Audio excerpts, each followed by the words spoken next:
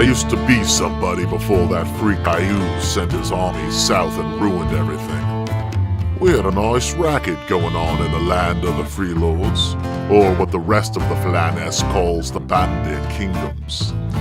We had a territory we ran, and we hustled and stole what we could from who we could. Sure, we fought amongst ourselves, and I'd just as soon stick my dagger into someone from the Freelords as anywhere else.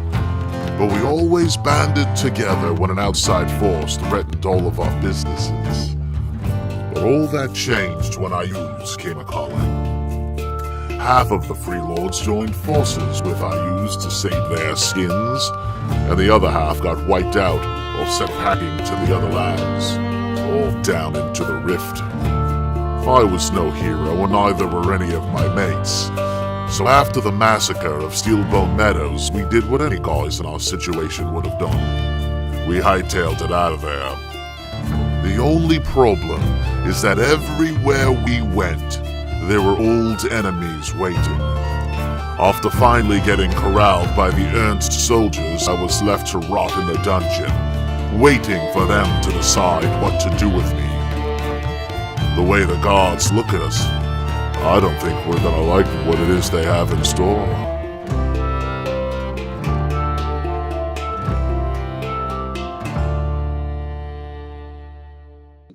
Bear with us momentarily. It wouldn't be an episode of Return to the Bandit Kingdom without some sort of technical difficulty. Default. Alright, somebody say something. Hello. All right. Hello. Hello. Greetings. I think we're good. Hey there, Lee Kim. Hey there, Frank. Hi. Hello. I got it. Yep, and you're there. Okay, we got you. There it is. Oh, don't give me that crap. Sorry, don't pay no attention to me. I'm trying to log into something. Yeah, there was an update on Streamlabs, and I'm going to blame that for our technical issue. But I'm also trying to stream directly to both Twitch and to YouTube because I didn't hit the off button before we started streaming. So anyway, Good reason. Yes. This way twice the amount of people can't hear us. So. There you go. Man, I don't know what it is with my camera sometimes. Sometimes it's clear as heck, and other times it's like, oh, everyone. I'm all digital as hell. We'll just call you Max Headroom. There you go. Oh, no doubt, huh? I Did wonder you how do many the people stuttering did that. though? Yeah. But I will remind everybody that the stream has started. Oh, yeah. All right. Okay, we're going to start. Hey, all right, I'll come to count down to 5 and we pretend like we're starting again, okay? 1, 2, 3, 4, 5. Hey, welcome, everybody. Yes. Welcome to Return to the Bandit Kingdoms. Thank you for tuning in to this illustrious episode 12. Anybody do any homework and find out how to say other numbers in different languages? Dose. Yeah, we always do that was Spanish, homework. though. Zwei. Yeah, German. yeah. I will be really impressed if somebody comes back with some like Vietnamese or like some Hindi. Arabic would be good too. Yeah. No. So. No. A dozen. Huh? Right? Sure, why not? Baker time. Mine's fine. Steve knows what I'm talking about. Of course, Steve does. He's the most educated out of all of us. Okay. Wolf. Anyway, Wolf. welcome What's wrong? It's everybody. Wolf. I am Will DM, and you have tuned into, as I said, Return to the Bandit Kingdoms. We're going to go ahead and introduce everybody. Was it Marn Old Morris? All right, hit me up with a French number 12. Come on, Marn, don't disappoint me. Give you 13 so sounds smart then. That's what carried us. Cool, good job. Okay, so we're gonna go ahead and we're gonna introduce everybody so that we can get into the well, first, before I do that, I want to say hi, Lee. Hey, Frank. Hello to everybody who's watching. Hello to Adam. Do you remember who the two new people were? I don't remember, but I can read them. Our two newest Yeah. followers, if you're watching, Candy22 and Unstable Adventurers. Hey, And thanks of course, for our new friend, following us. Arnold Morris 14. Yay! Okay. Who could tell us some French numbers, but apparently just won't. Yes. That's fair. And don't He's give above in. power right now. Why relinquish? Don't That's give a in really to good Jairus. point. Don't give in to Jairus. He's a bully. Don't do it. You know. My kids tell me that all the time. So I also want to give a shout out to Verona Wilson. Hi, Verona, and thank you for listening. She is a dedicated follower and fan, and she's actually a friend of mine. Hey, and And welcome, Gary Fran. She got me this T-shirt specifically for tonight, and it says right there, "Diabolical Mind at Work," which means you all are fucked. Yeah, well, I've got my Atom Roll 20 die here. Oh, aren't you clever? So, I'm wearing my splendid polo shirt. It doesn't say anything at all on it. And that's why you look the most dignified. yeah. Single Indubitably. color shirt. Okay. All right, we're going to go ahead and get started. We're going to start off with, hey, Steve, why don't you go ahead and start? Tell everybody who you are. You can tell everybody something about yourself, again, if you would like. And, I had something really cool I wanted to say about myself, and I forgot. Maybe I'll remember. Go ahead. Tell everybody who you are. Alright. I'm Steve. I'm playing Wynden. He is a basically mercenary. Thank you, who is- Marnold Morris 14, for following us. There you go. I don't know what in this beginning made you want to do that, but we appreciate it. He's just along for the ride, trying to get his soul back and make some money. He's a stern believer in self-improvement, though, so that's like his one sort of redeeming quality. And a little fun fact about me, I had perfect attendance in high school all 4 years. I did not miss one day of high school. What up? What? Okay, all right. I got to tell a story. I know. So we're gonna hurry up. Okay, my freshman year of high school, I swapped high schools halfway through, and so like I was like all pissed off about it, and it's like I had some classes that I didn't want to go to, so I just went to the I just would go to the library. So eventually they find out about it because and they pulled me down into the attendance office, and I'm talking with the assistant principal, some kind of crap like that. It's like, what's going on? It's like, well, it's just so hard, man. It's like, so he's like, okay. He bought it, and so he let me go. All right, well, we're not going to do anything about it. Let it go. So that at the end of the year, I got perfect attendance because they swiped all that off, and I got little certificate for it. And I didn't legitimately, but that's cool. That's fine. Right? Yeah, I'm not to cheapen your achievement, but that's what I did. Nice. Yeah. All right, Michael, go ahead and tell everybody who you are and who you will be playing this evening as you take a drink. I'm sorry, that was my fault. I timed that terribly. That's fine. I am Michael. I'm playing Three Toes, and as we've learned, that Three Toes is maybe not quite the happy-go-lucky fellow that he first thought he was, but his story does continue.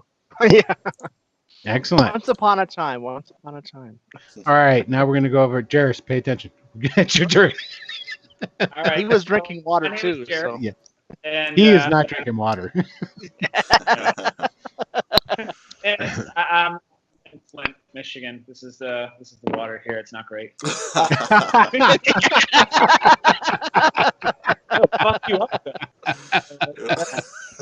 Okay. All right. Go ahead. Who are you and who are you playing? Rahly is a sorcerer. Doesn't really know it.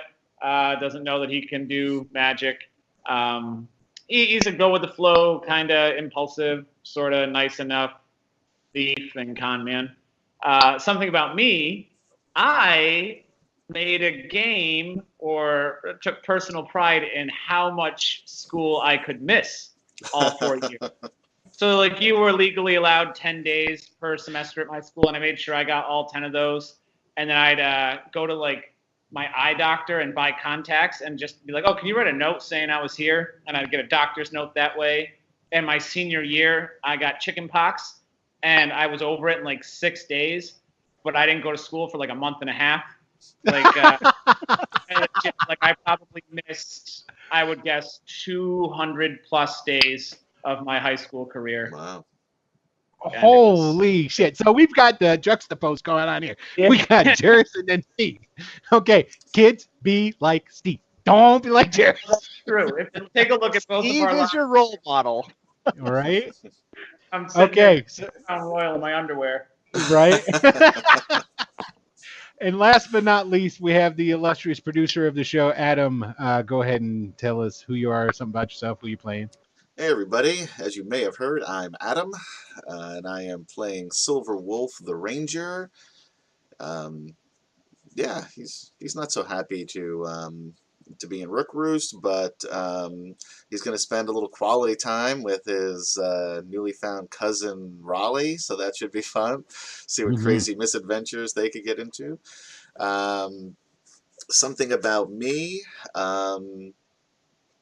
I did 2 seasons of a web series called The Reset Switch. Ooh, that's true. That I, Very good. Highly recommended. Thank Check you, it out. Michael. Yeah, I wrote, directed, produced, starred in. I did all. I was the sound guy, the editor, the camera guy.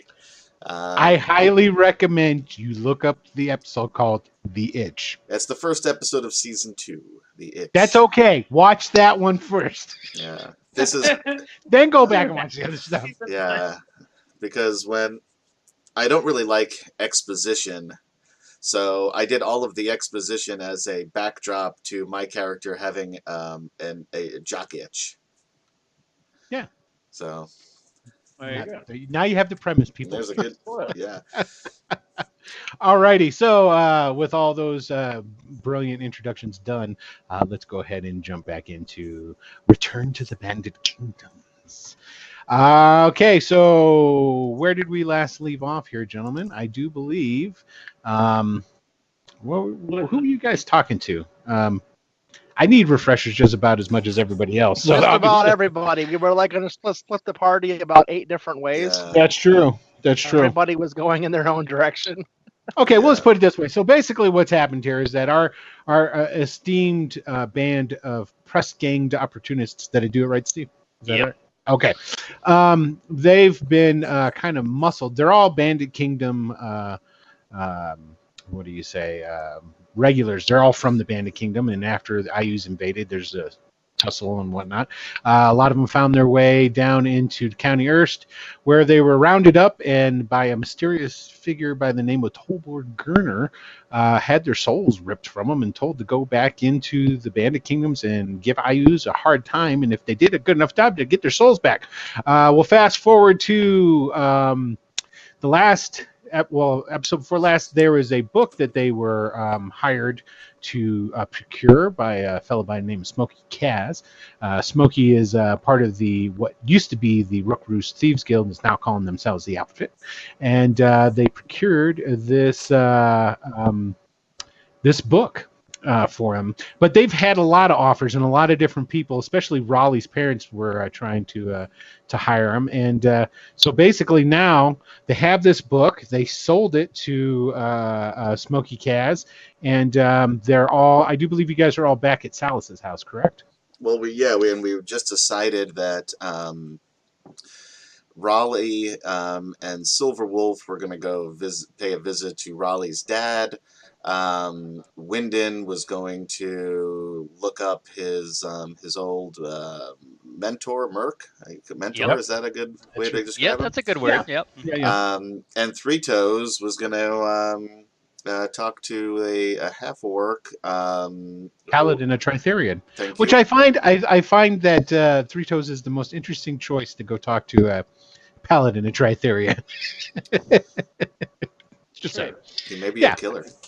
Yeah, you never know. It could happen. It could happen. So basically, what happens now is that our adventurers, because I know there's a couple of people here, they've made their way into the Bandit Kingdoms and found their way to Rookroost. They've established themselves there. In Rookroost, they have this handler, which is a really freaky gnome that works for Tolbor Gurner, the person from down in the county, and she's kind of their handler. But she's it's pretty much up to them to do what they think they can or want to do to try and disrupt IUs and what have you. So that's basically where they're at right now and what they're trying to do. The first step was that book job. And now they're trying to figure out more. So is there anybody in particular who would prefer to go first? Or am I just going to pick? You can pick. I can pick. All right, well then I want to go with Three Toes. Let's see what happens there. Okay, so Rahly and Silver Wolf are going to see his dad. Wynden's going to go see Merc, and then Steve, we'll do you after we do Michael with Three Toes. Okay. Okay, and she gave you the directions to go to where she was at, right? Does anybody remember where she said she was staying? Nope. I think she gave us some instructions, but She did. I don't remember the name. I remember basically you're supposed to go into. It's a rundown taverns. We're going to call it Louise because I can't remember the name of it because it was really in. Said ask for Rose. That's all I wrote down. That's the other thing I was going to say. Is basically when you go in, what you have to do is you ask for Rose, and the fella at the front will know who that is and will retrieve her for you. So.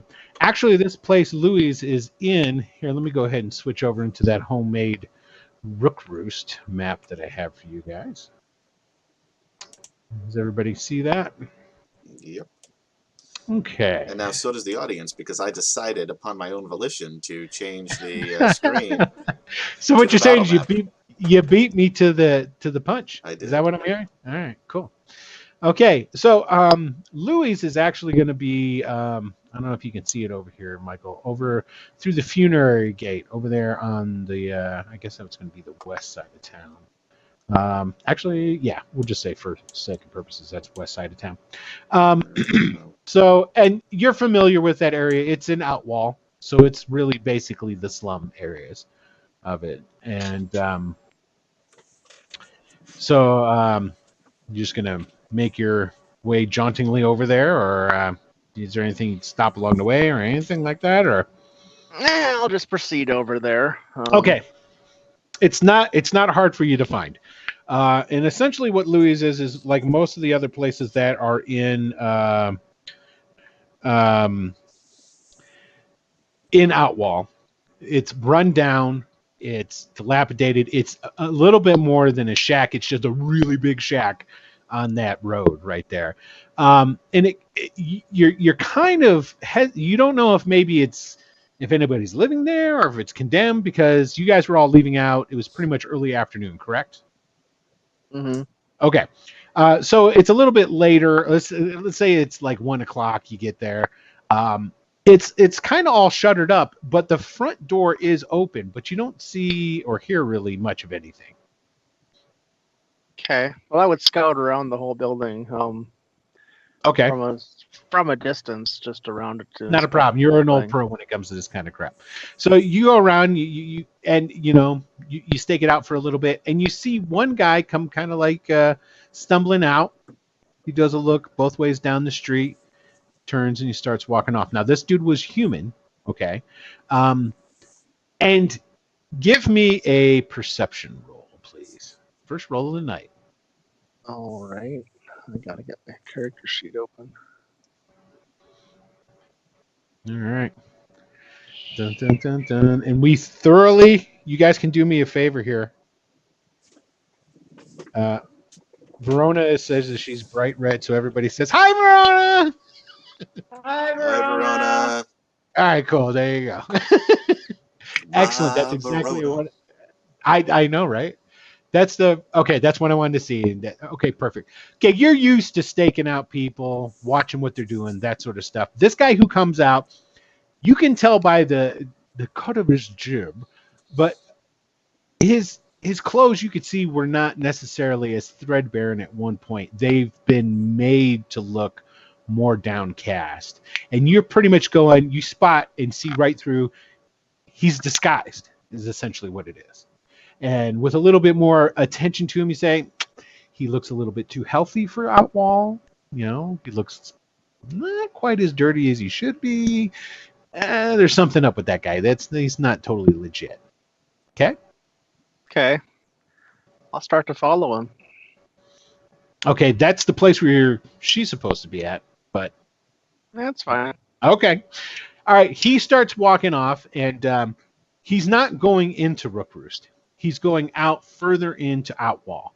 And he walks down the road, and he walks for essentially about an hour. Okay? Okay. And it starts thinning out quite a bit. And by the time you're at the end of the street. Now, I'm just going to say, because you're a very trained individual, you're shadowing him pretty good. We're not going to get any rules on that. But you're getting to the part where he's going to actually be leaving out into, because yes, Rookroost does have farmers and a farming community that surrounds it. He's going to be out and getting into that area. So it's probably like he's going to probably meet somebody outside of town. Okay. Now, if you keep following him, then we'll probably get into some rules here. Does he look like he's going to be gone for a while? Backpack, anything like that, or just? No, actually, he's got like a little satchel pouch, and you did notice through the movement of, because he's got kind of like a little bit longer coat, but it's a thin coat, and it's like blue aside here or there. You did see the tip of what would be a short sword poking out every once in a while down there. So the man is armed, and from your watching and from your role earlier, you can definitely tell that this man he's trained in just his movements. You're pretty sure that this guy knows what he's doing when it comes to wielding a weapon. So it's definitely not a commoner. He's not a farmer, that's for sure, and he's not one of the beggars from Outwall. All right. I will. I'm gonna turn around and go investigate Rose there, I guess. Okay. We'll So see you if make this your guy way. comes back later. Okay. So you make your way back. I said it was Louise, huh? We're gonna change it. We're gonna call it Lucky's. So you make your way back to Lucky's, because that's gonna be easier for me to Lucky remember. Louise. Lucky Louise. Yeah, But that's the what you can call Louise it either part way. fell off of the sign, so they just call it Lucky's now. Okay, so you make it back, and it's pretty much the same thing. It's afternoons. We're going to say it's 2 o'clock now by the time. Well, it's getting close to 3 o'clock. You walk back, all that jazz. Mm-hmm. Yeah. So, and you get back, it's pretty much the same thing. Not an awful lot of traffic, not an awful lot of people coming and going, that sort of thing. All right. I just walk right in then. Okay. When you go in, it's dark in there. Your eyes adjust for a hot second to the dim light, and there's a guy standing behind the counter. There's 2 people inside. One of them is just this really big, hulking, like barbaric human guy. He's got like a fur vest on, got this like wooden maul. What's that dude from Conan the Barbarian? Was it Rexor and Will Chamberlain. No, not that one. The good one. Come on now. Oh, that was Conan the Destroyer. Both were good, Yeah. first of all. Okay, you're right. No, not Arnold. It was Rexor and the 2 main bad guys. There was the one that had the big old, I've never seen it. guy. Anyway, Oh, really? so there's They're this so really good. big hulking guy. There's a wooden maul on the table, and he's got like a drink set in front of him, and he's got like a bowl, and there's a spoon set in there, and the bowl looks pretty much full. And, he just like watches you come in. Then on the other side, it's kind of a dapper dandy-ish kind of guy. He's a little bit more clean cut. Actually looks sort of like a woodsman. Has a bow leaning up against the wall because he's over against the wall. And kind of like his feet up on the table. The rest of the place, kind of empty. And so the bartender goes up, "Oi, hey mate, you coming in for a drink, are you? Who are you?" I'm a friend of Rose. And when you She say said to that, stop by and say hi. okay, when you say that, both of the guys that were sitting down kind of look up at the bartender. He gives a nod. They get up out of their seats. They go over. They shut the door, and they go back and they sit down. And he goes, "All right, I'll go get Rose. You sit down. Take a load off. She'll be right up." All right. I continue to stand, but Okay. He goes out from behind the bar and goes through a door like back to where you would assume would be like the kitchen or, something along these lines. Now, this is just a 1-story place. It's kind of a hovel sort of deal. Okay. He's back there not long at all, comes out, and then behind him, stooping down to get into the room. Because remember, Zendra's big. And she's, there's like a clearance of 3 inches between her head and the ceiling because it's kind of a low ceiling in here. Well, no, we'll say a little bit more than that, about half a foot. So Yeah. Oh, it's you. I was wondering if any of you guys were going to come and see me. Why don't you come back here? Yeah, you guys just, well, do what you do. Come on. And she's All right, waving. I'll follow. Okay. Now, she's not dressed in that like full bronze plate that you guys, when you originally saw her, when you got teleported into the Temple of Neural, okay, or the Temple of Ayus. And you go in the back, and essentially through the back room, there's a kitchen. She walks a little bit, and there's another door. She opens that, and it goes into like another room. And there's a lantern in there that's lit. There's a cot, and it looks like this is her sleeping quarters, is basically what it is. And so she goes over, she points at a chair, and then she goes and she sits on her bed. It's like, yeah, so which one are you again? I don't remember. Yeah. Oh, you're the neural guy, right? Yeah. So Sure. what could I do for you? Take it you live here. For now, I do. I tend to move around a lot. My compatriots and myself, you know, a little bit here, a little bit there. So, but that's not the point. Why are you here? Oh, I'm just here to thank you for your aid and to find out why you are in the temple, or why you and your friend were in the temple. How did you Well, come to be there? I was in the temple because I was going to try and save my friend Ballista. You know, damn shame what happened to her. Those damn Ayusians. But that's why we're here too. We're taking the fight to them. There's little cells of us all along the place, all throughout the Bandit Kingdoms. So, and as I far see. as, yeah, that's why we're here. It's kind of like what I was telling you before. You want to come work for us? Maybe could use you a said man like you. you said you got information from the priests of Nerul about a secret passage in. Yeah, oh, yeah.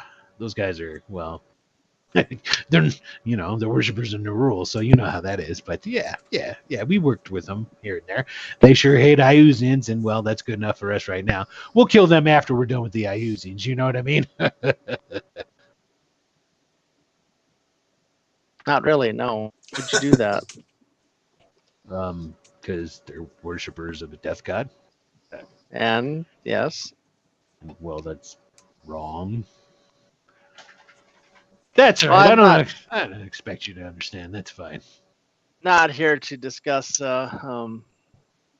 these matters, I guess. I was more interested in getting some of your contacts with the Nerulians. Oh, I get it. Nah, I'm blind as a bat. I should have seen it all along. You're just like those guys, aren't you? Yeah, I can tell. Look at you. Yeah, you're a worshiper of death. Yeah, sure. I'll hook you up with those guys. I can tell you where I met them. Not a problem. All right, would you come with and do an introduction? Nah, you don't need me to introduce you to these guys. They'll take one look at you and they'll probably know. But what I will give you is I'll give you a little something to introduce you. And she like goes over, stands up, goes over to a table, starts rummaging through her stuff that's on there. She finds like a piece of paper, looks at, no, I need that. And I was gonna say here, this will do. And like picks something up, scribbles some stuff on it, walks over, hands it to you. There you go. Just give them this. This will let them know that you spoke with me. And they'll know that you're at least not in league with any of the factions here in Rookroost that can't be trusted. Okay? Excellent. And you said something about a small cell working to overthrow Ayus. I believe the rest of my companions may have an interest in definitely disrupting the Ayusians. I do as well, of course, although this is more of a personal favor here. But I Well, think they may yeah. also have an interest. So Well, tell you what, we're going to be here at this location at least another 2 days. We probably won't be back for a while. So if you guys are interested, come down, ask for Rose. We'll talk. all right. I mean, And I what saw kind what you of- guys did in that temple. That was some good shit. So I'm pretty impressed. You know what I mean? Absolutely. And what kind of action is available?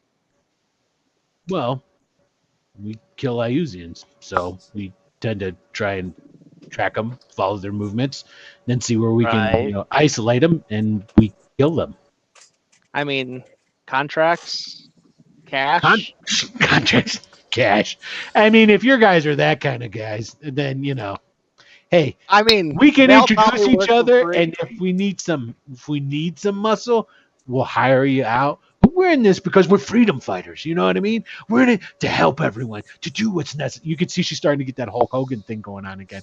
That we need the people. We got to save the people. We got to take them out from the oppression of the evil overlords, and then try and free Rookroost from the evil tyrants that are the bandits that rule these lands.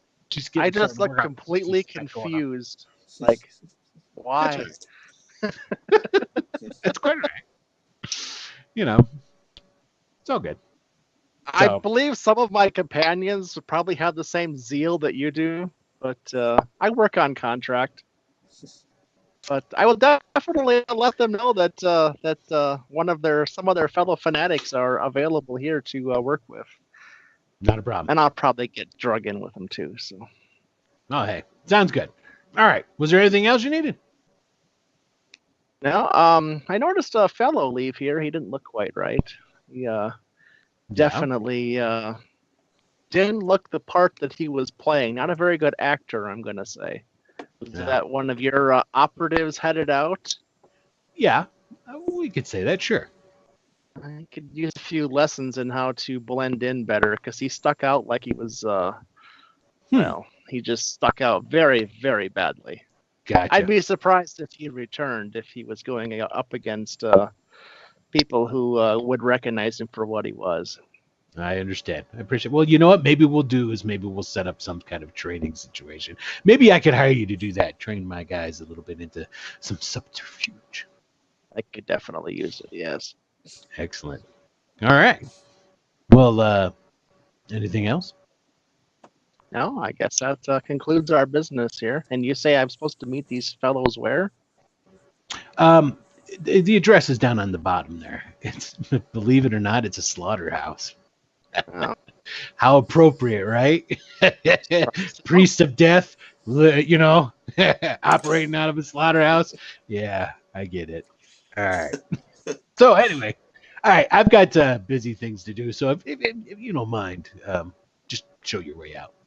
Very well. And and as always, if you are tired of this life, please let me know. I will help you exit it. No.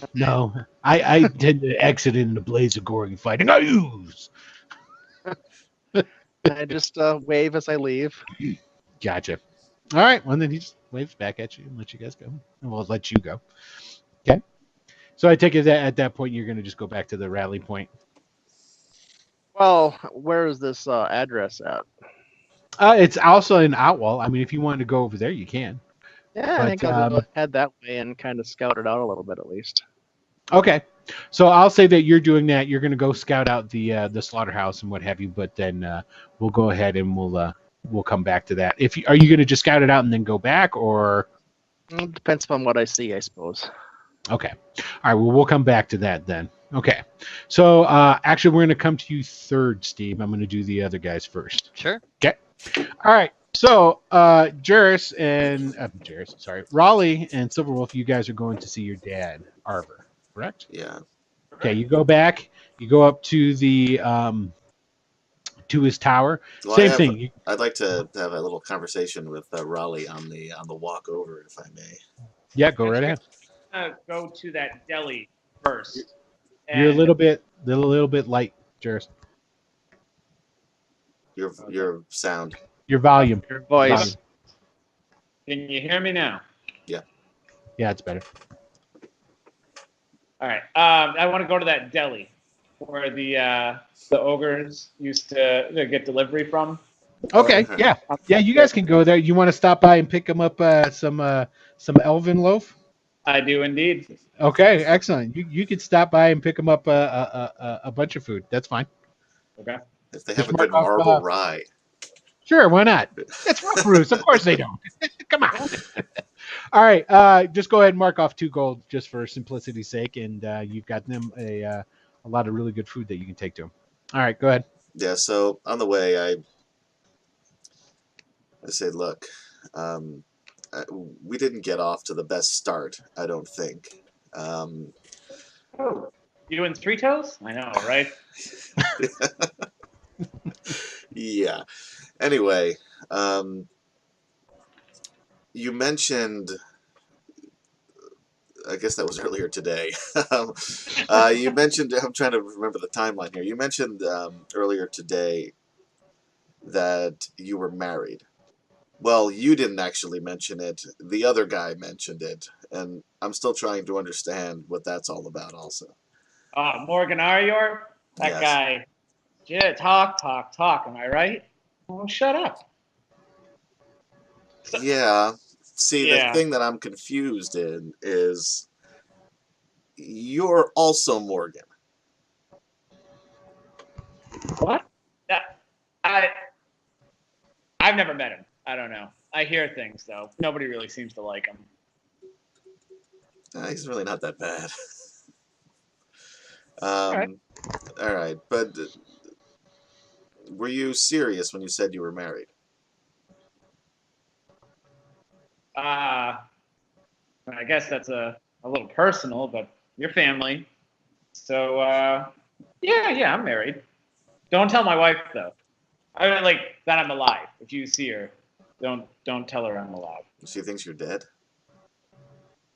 Well, yeah. I mean, I didn't want to break her heart. She's a nice enough girl, but I had to go. That's interesting. You've never ceased to amaze me, Rahly. I never Okay. ceased to amaze myself. What do you, I'm going to change topics here. Was that a dead end for you? Yeah, that was.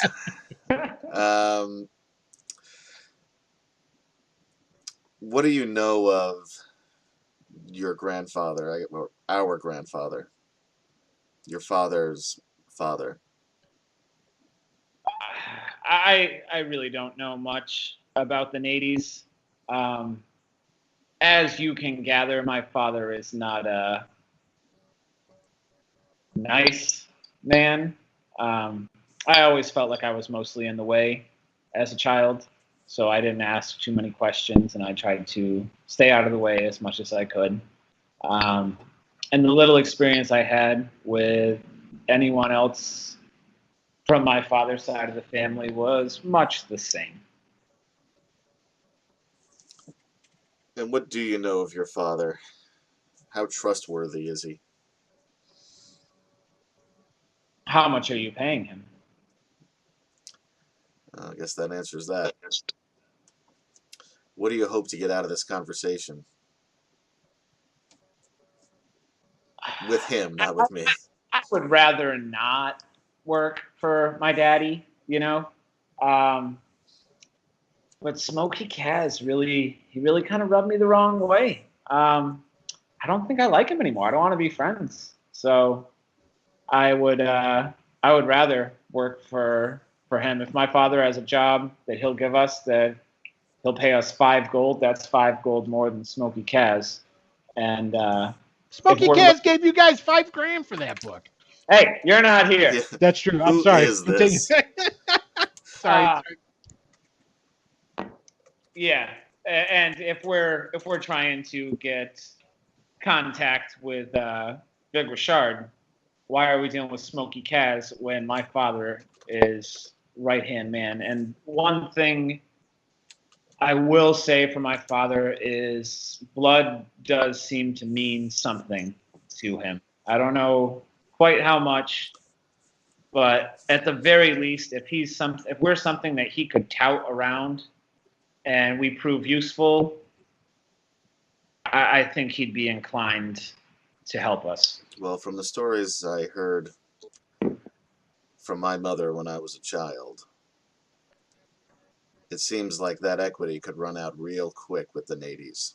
So keep that in mind and be careful with how much especially with how much you choose to tell him. Especially because if Smokey Kaz wants us to meet with Fencer, which is the same person that your mother wanted us to kill. Oh shit! She's gonna be so mad. I forgot about that. So I got an idea. Let's just tell her we did it. I'm sure it'll be fine. All right, well, let's cross that bridge when we come to it. Just be careful what you tell your father. Okay. Yeah. Okay.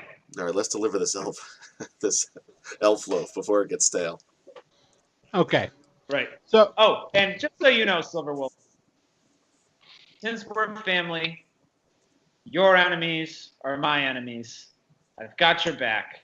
I know you don't like to talk about it, but I'm really sorry your family's like dead and stuff. And I bet that probably sucks. Thanks, Rahly.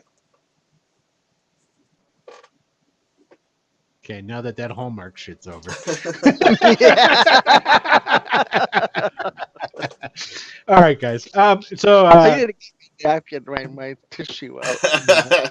no, that's good though. I love it. Was it the like dead and stuff? Is that what really got Yeah, that was Yeah, that was that was a beautiful moment. Yeah, It was. I couldn't have written it better. All right. could So you just guys, fade black with that, and yeah. all right, you guys make it to your dad's tower. Okay. There's the two ogres standing outside. Like, they're talking amongst themselves. They see you coming. Oi! Hey, I remember you. Hey, yeah, wait a minute. Do I remember him? The guy goes, yeah, that's, yeah, no shit. The guy goes out. He opens up the fanny pack again. Hey, it's people. And out again comes the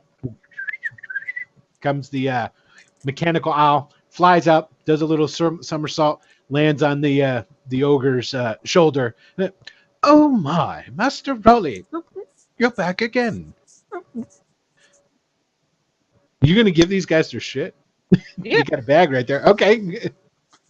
Yeah, so it gives them their shit. That'll be 5 gold. So what do? You just like hand them a bag? Here. Yeah, 5 gold. yeah. You ordered delivery, right? So What? good news. We started doing delivery again. Prices went up. He takes the bag from you, opens it up, and hey, look. He reaches in. Now, what elf loaf is essentially? Does anybody know what head cheese is? Yeah, it's like all the. Yeah. Unfortunately, yeah. Yeah. That's why it's got such a fun name. It's like where they take the head of the dead animal, throw it in a pot, boil it up, let it chill, serve it, sort of stuff. So like he reaches in and gets a handful of this goopy stuff. And goes, look, and he like shoves it into the other ogre's face and he's like, oh, and then he just takes them out and he starts, and then they like just start like eating out of the bag. They're not really paying attention to you anymore. Okay. Okay. So, I mean, you can pester him again for the gold if you so choose, but... No, it's fine. Okay. All right. Well, Master Rahly, you are here to see your father again. Unfortunately, Yeah. your father is not on premises at the moment. But, good news, I was given explicit instructions, if you were to show up again, that I were to take you to him. He's visiting with Master Richard at the moment. I am so glad to hear that. You're just a wonderful mechanical little thing, and I think I love you. You flatter me far too much, Master Rahly. Far too much. All right, follow me. And he just flies off the one ogre's shoulder, and he starts just kind of bobbing and weaving, very not at a fast pace, but just a slow enough pace that you guys can keep up walking behind it, and it's flying above the heads of the people in the traffic that are in the streets. Rahly really is just fascinated by this little owl thing. Yes. How the fuck does he do that? I don't know. It's pretty cool. Yes. Well, and the owl's been around since you were a kid. I know. Yeah. So. I've never seen it to amaze me. Right. Okay, so basically what happens is the owl flies through the town. It's leading you through. Now, remember, let's see here. Your dad's tower was in the north of the block on the inner city of just north of the Mages Guild. Okay?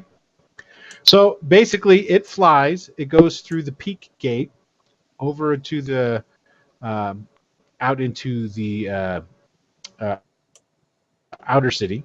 Okay, and it flies essentially over to this area over here, right behind the White Elf Inn. Okay, behind the White Elf Inn, there's like some different types of like warehouses. In one of them is a big old circular one. Where is this? Could you show me on the map? Sure, I'll ping it again, right? Because I'm also confusing all of the viewers. Oh, there we go, down there. I got it. Yeah, right down there. Okay.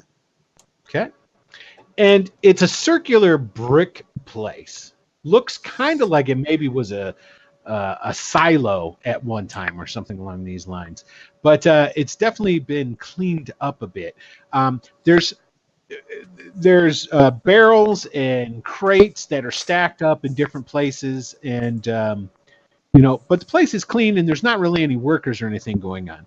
So the owl flies, and it flies up to the door, and it goes, and it lands. There's like a little overhang at the top, and it perches up there, and it looks down. Just go through this door, Master Rahly. I've taken the liberty of making sure that all of the magical protections that are on the door are off at the moment. So please, go ahead. Go in.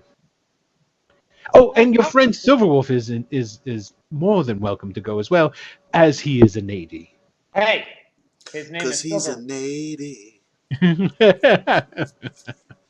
I think that owl just saved our lives. Do you hear that? That's exactly what he did. Well, he's Okay. handy to have around.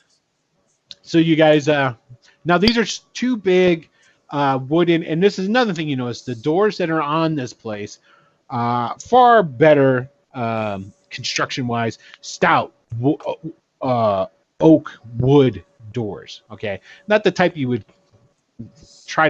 expect to find on the outside of a warehouse of any sorts.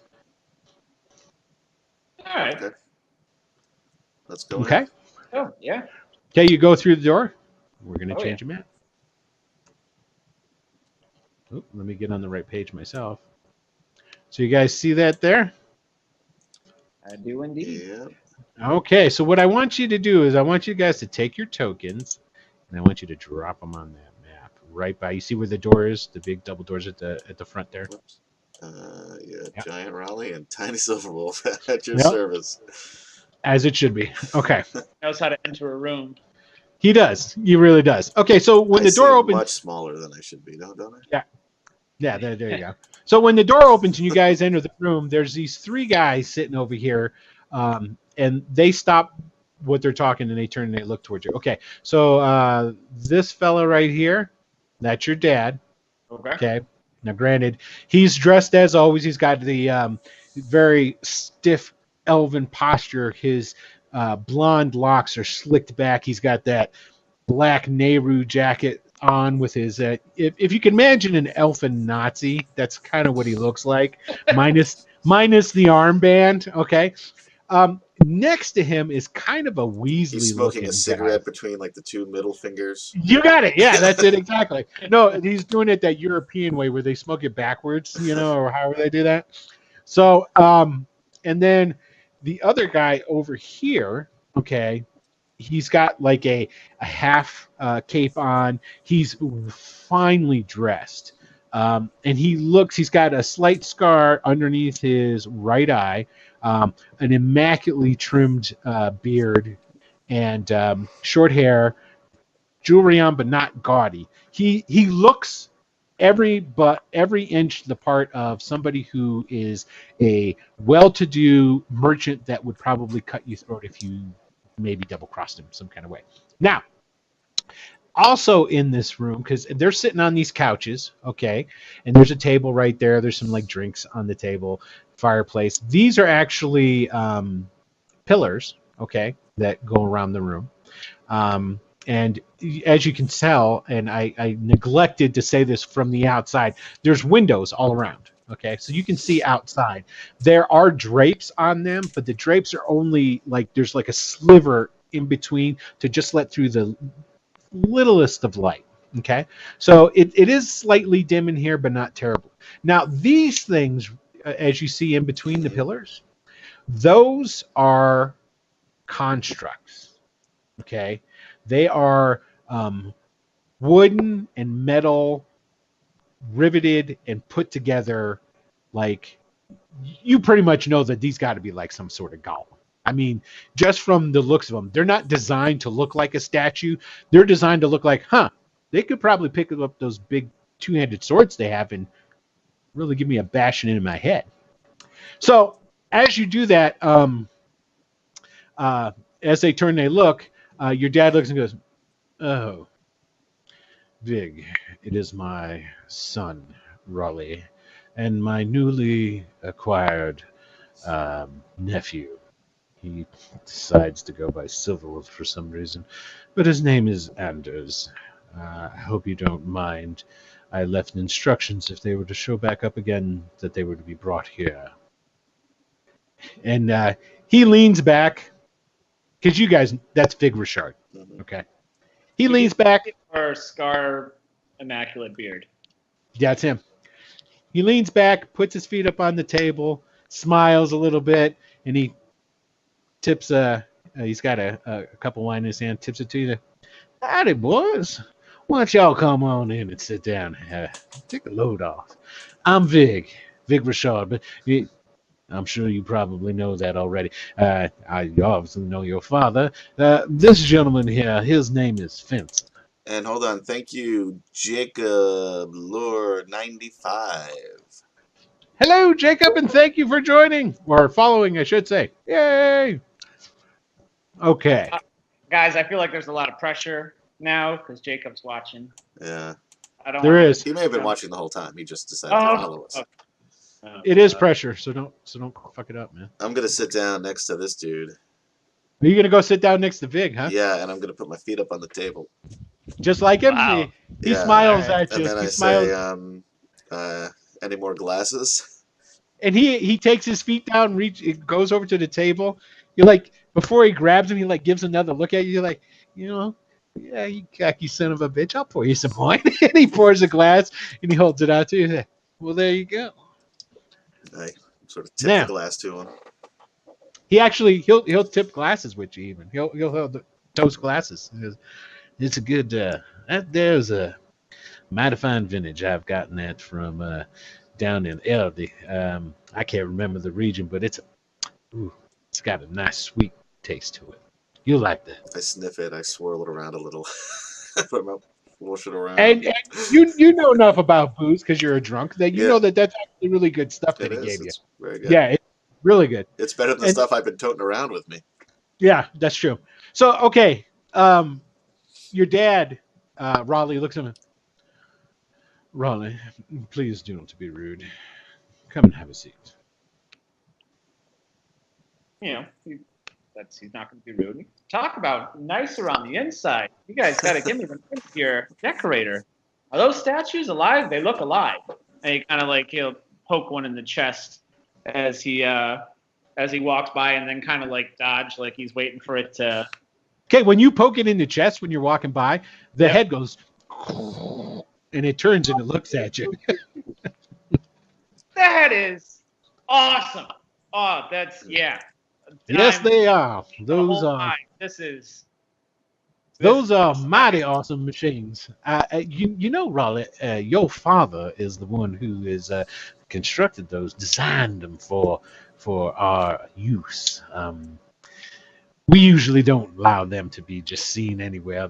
But in my personal meeting hall, I like to feel secure. Like I'm not going to be overwhelmed by intruders or cutthroats or Ahusians.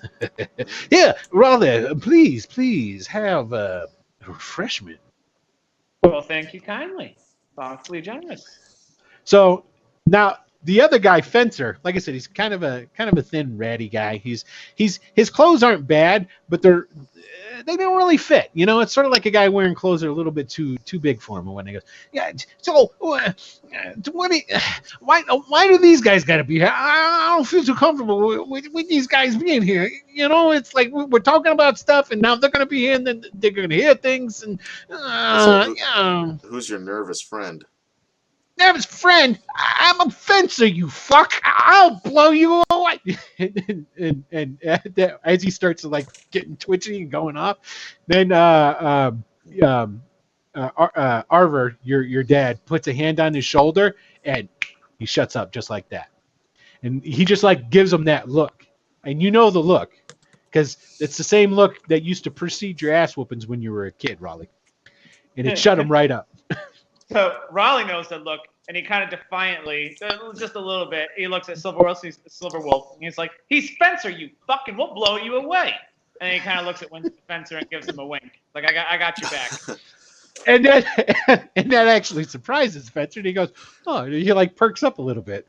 So your father, then at that time, he's just sitting there straight up. He puts his hands back onto his lap, into his thighs, and he goes, "So, I'm sorry, Vig. If you don't mind, I would need to take care of this, if you don't mind. I mean, if we're going to bring Rahly and my nephew into the association, and it's the outfit now, the outfit."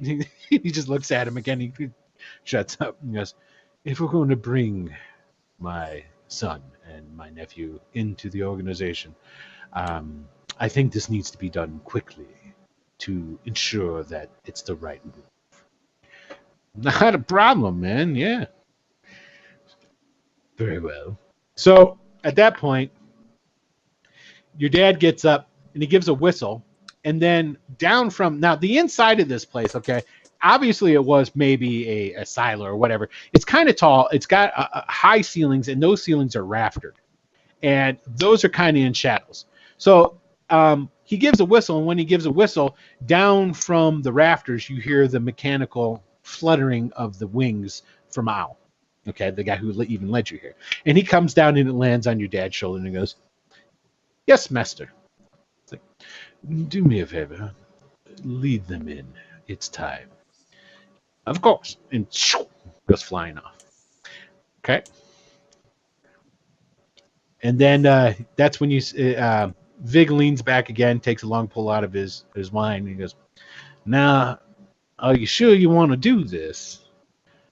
I mean, it's mighty extreme. I don't think it's quite necessary, but, I've learned to trust you in many matters. And if you think it's necessary, well, it's necessary, I guess."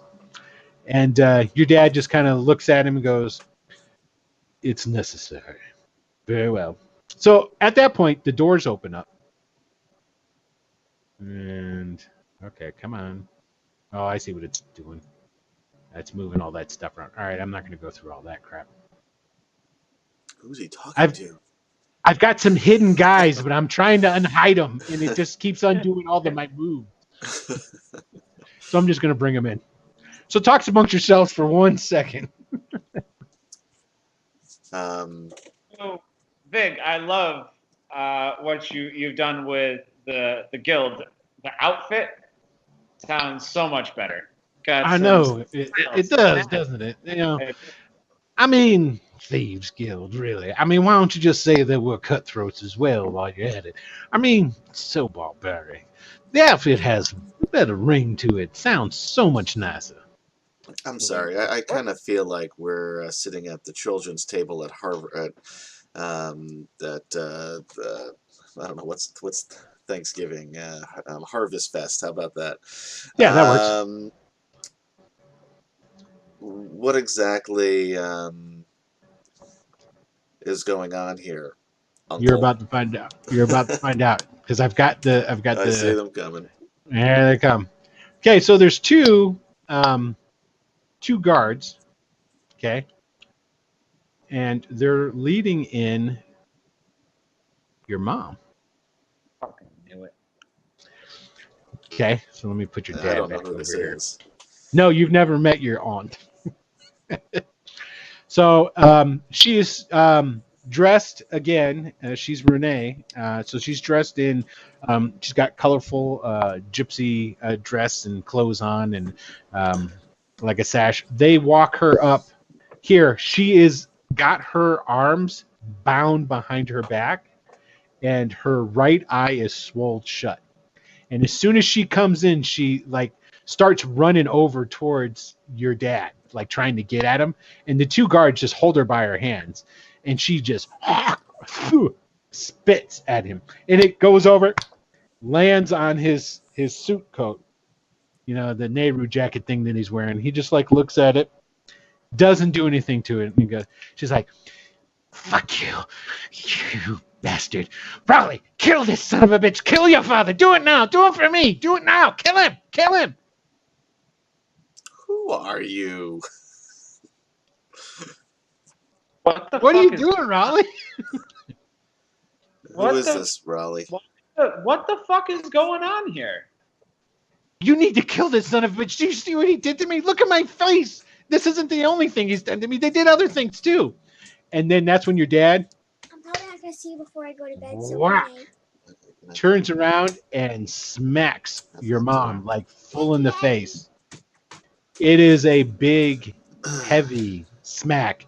It buckles her knees, and the only reason she doesn't fall down is because the two guys are holding her, and they just kind of like bring her back up, and it stuns her enough for a minute that it shuts her up. And your father turns around and he goes, "Well, Rahly, it's quite simple. You are going to kill your mother."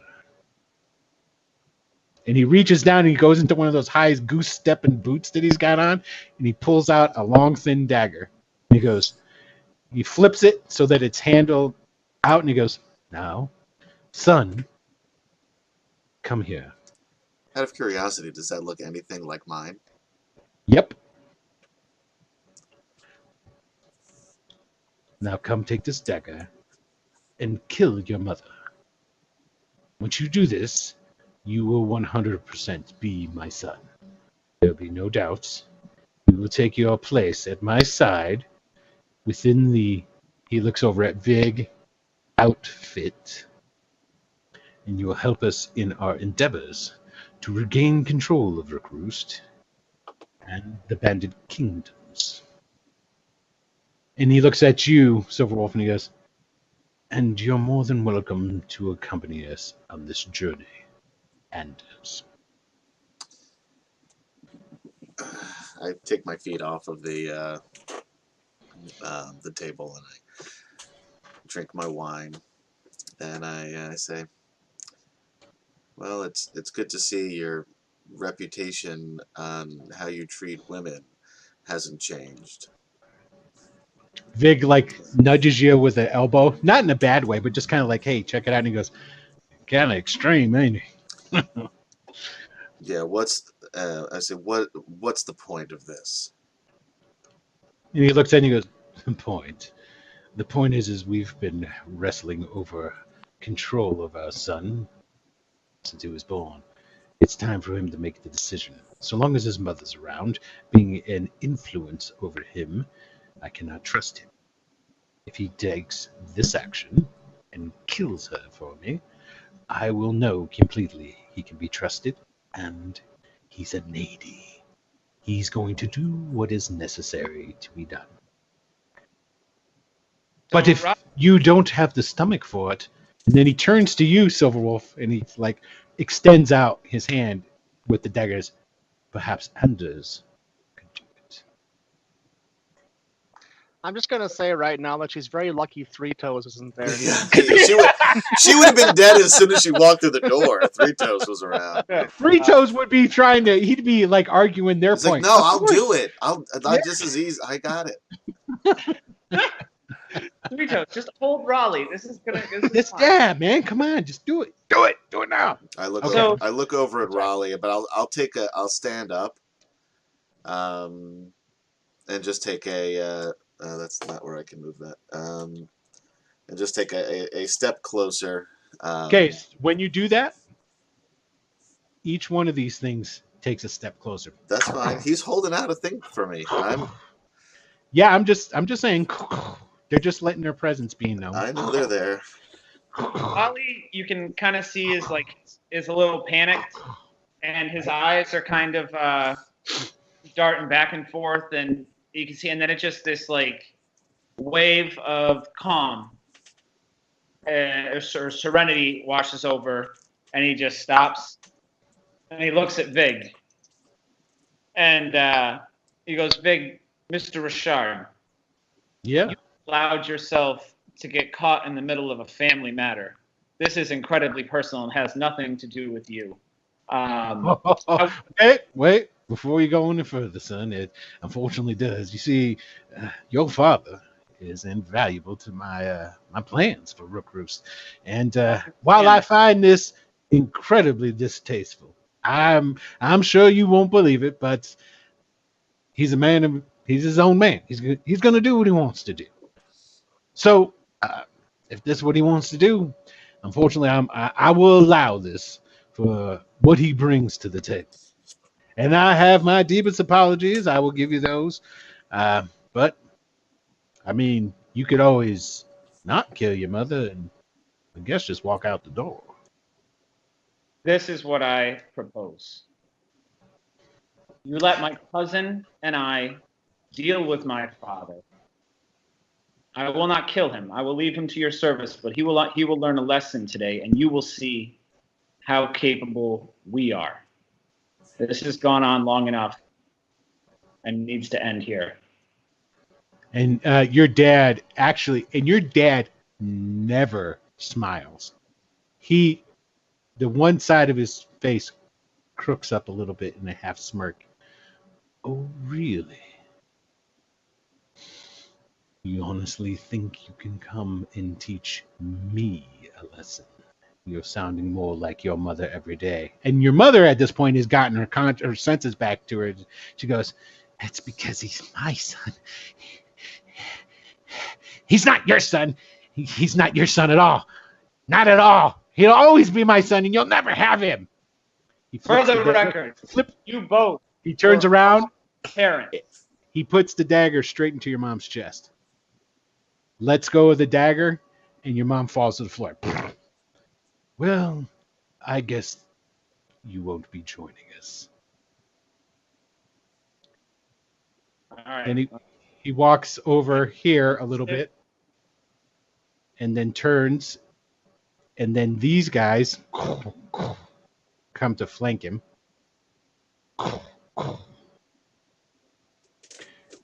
Unfortunately, Rahly, Anders, I bid you adieu. I don't know what language that is. But you failed me, son, for the last time. I'm ashamed. You're no lady. Neither of you. And neither was your mother. She was a Renee whore. Unfortunately, I got her pregnant. But that won't happen again. Yeah, I would not be letting him say any of this. Okay, what are you going to do? Attack him. Okay, roll an ish. Once again, proving you should always listen to Wynden. Wynden makes a good point. Yeah. That's right. Stay in school. Listen to Wynden. So true. All right, let me just pull up a couple of things right quick.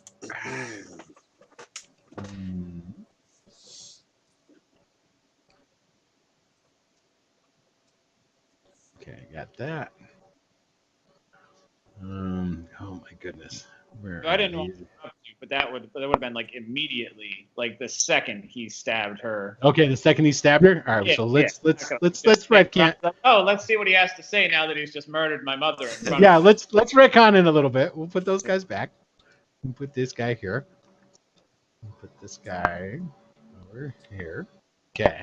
I need to get a couple of guys, so you guys are gonna have to bear with me. I should have had these guys available already, but I failed, man.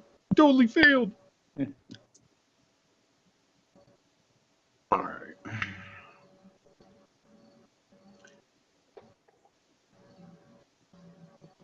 Oh, you gotta be kidding me. I don't have that guy there.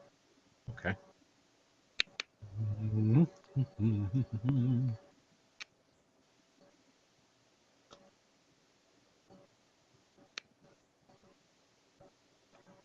Okay. And then we were gonna have. Where is it at?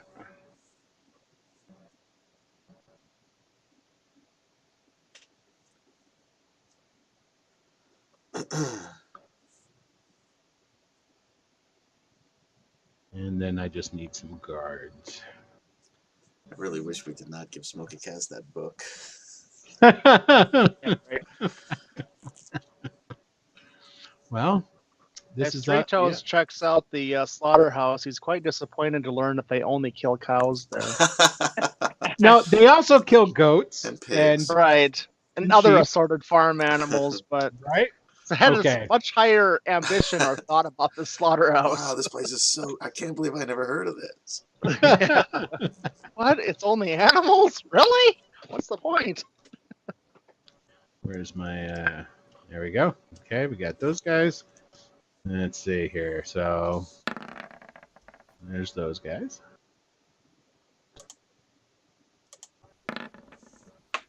There's that guy.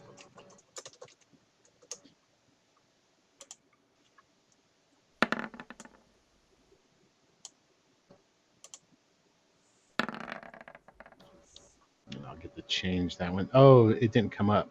I see what happened. I have to click on the guys. Ah, silly me. Okay, hold on one second. We'll leave that there. Let me click on him. He had a good one too. And I'm going to keep that.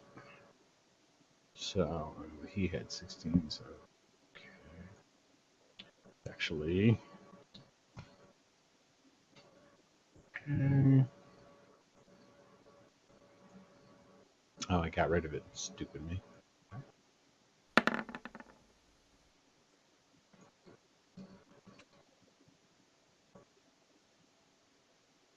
I also like to mention that the Twitch channel is all kind of messed up there with the pictures. It's back, man. Now it's fixed.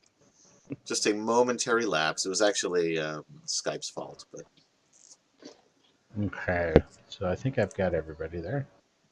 Nope, I missed these guys. There we go.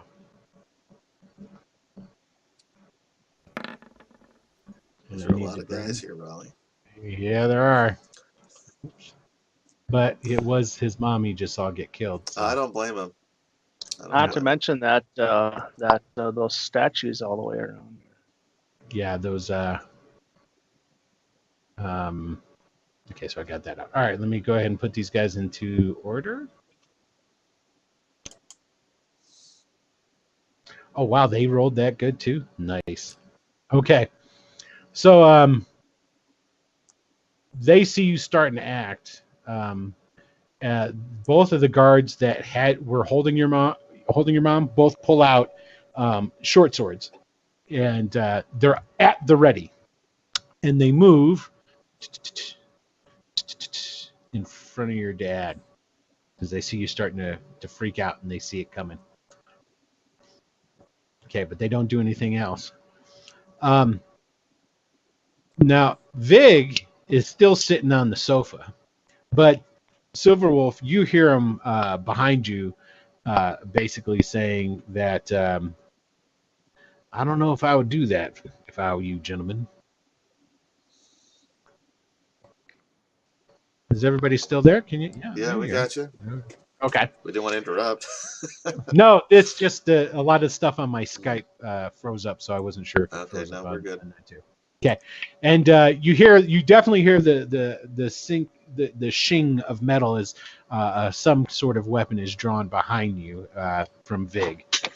But he doesn't actually do anything. So Silverwolf. Say, Raleigh, we need to be careful here.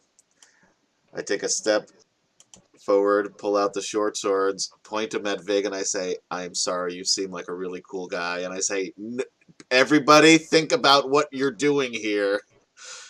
This doesn't need to end in bloodshed.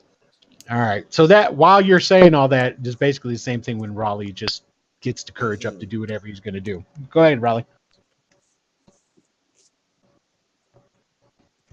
So Raleigh, in that instant, like it's just all rage, and then he can quickly see that this is an impossible situation. So Morgan take over at that time? You think maybe? No, Raleigh's foolish, but it's not like this is just like it's like 17-2, and it's just ridiculous. Yeah, like there's a difference between being a little impulsive and just being incredibly stupid. So he casts haste on himself and Silver Toes. Silver Toes. Silver Toes. That's his hasted name. It's Hasty Silver Toes. Oh, that was the best. I one think yet. anytime somebody gets hasted, you're supposed to get a new. You got your hasted name.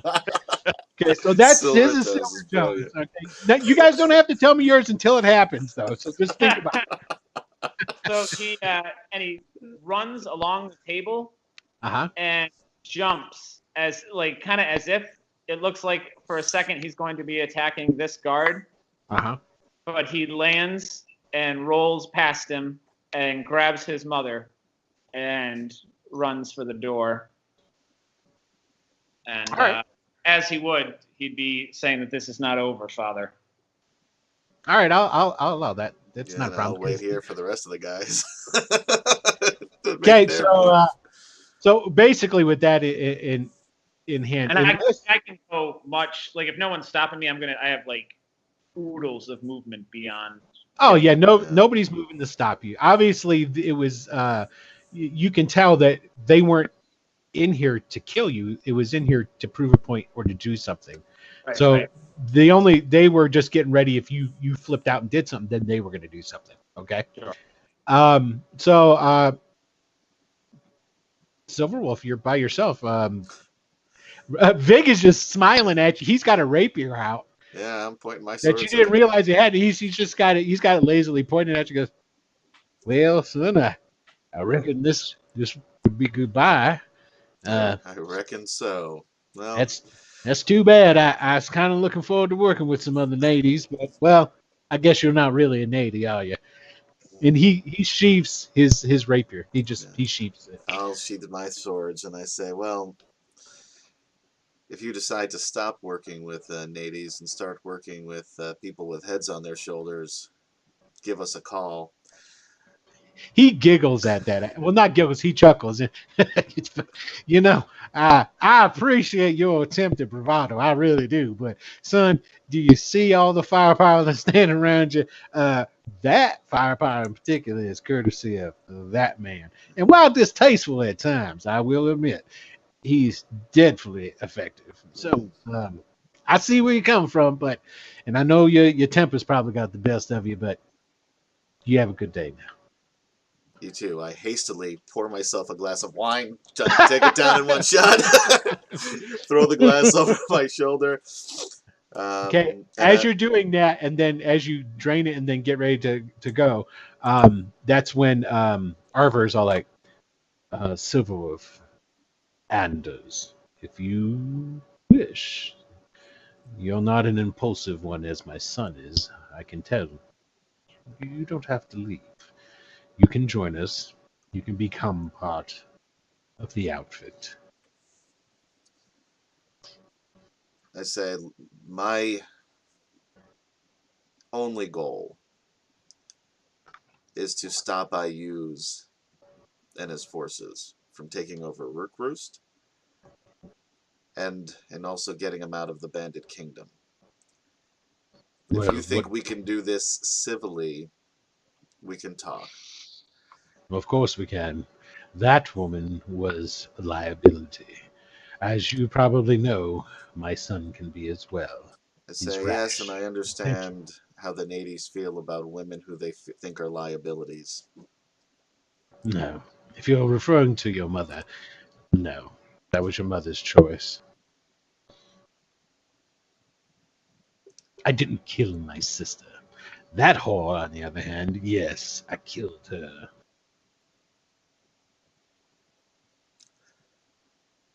We'll be in touch. Very well. Then I leave. All right. Good times. Got that out of the way. Okay. Well, with that being said, we're gonna go ahead and take a quick break, and then we'll come back. We'll do Steve. Unfortunately, thank you for bearing with us. A lot of jumping around, but this is what happens when you split the party 3 ways. And think about it. I'll throw this out there. If you hadn't split the party 3 ways, do you guys think you would have took on the Gaunts? It would have been Yes. iffy. Would have been iffy. Yeah. You would have had a lot more firepower there. You maybe would have thought. Yeah, still would have been iffy. We could have taken Right. out some. Whole Some of them, outcome would have been but- totally different there. Yeah. Yeah, totally. I don't think Rahly would like Three Toes anymore. So it'd be just Would like regret saving him earlier. it'd be just like what happened at the temple. You'd be like, okay. Yeah. Excellent. All right, guys. Hey, everybody. Don't go away. We're going to take a quick break, and then we'll be right back. So go ahead, refresh your beverages, get some popcorn, get ready for the second half of the show. Hopefully, I left you off with a little bit of something nice and intense to chew on for a little bit until we come back. So we'll be back as soon as we can, and we'll pick right back up with a dear. It's a reunion. It's gonna be much sweeter. heartfelt. It will be because it's got the most rational man in the party going to be involved in it. All right, everyone. We'll see you as soon as we can. See you in a bit.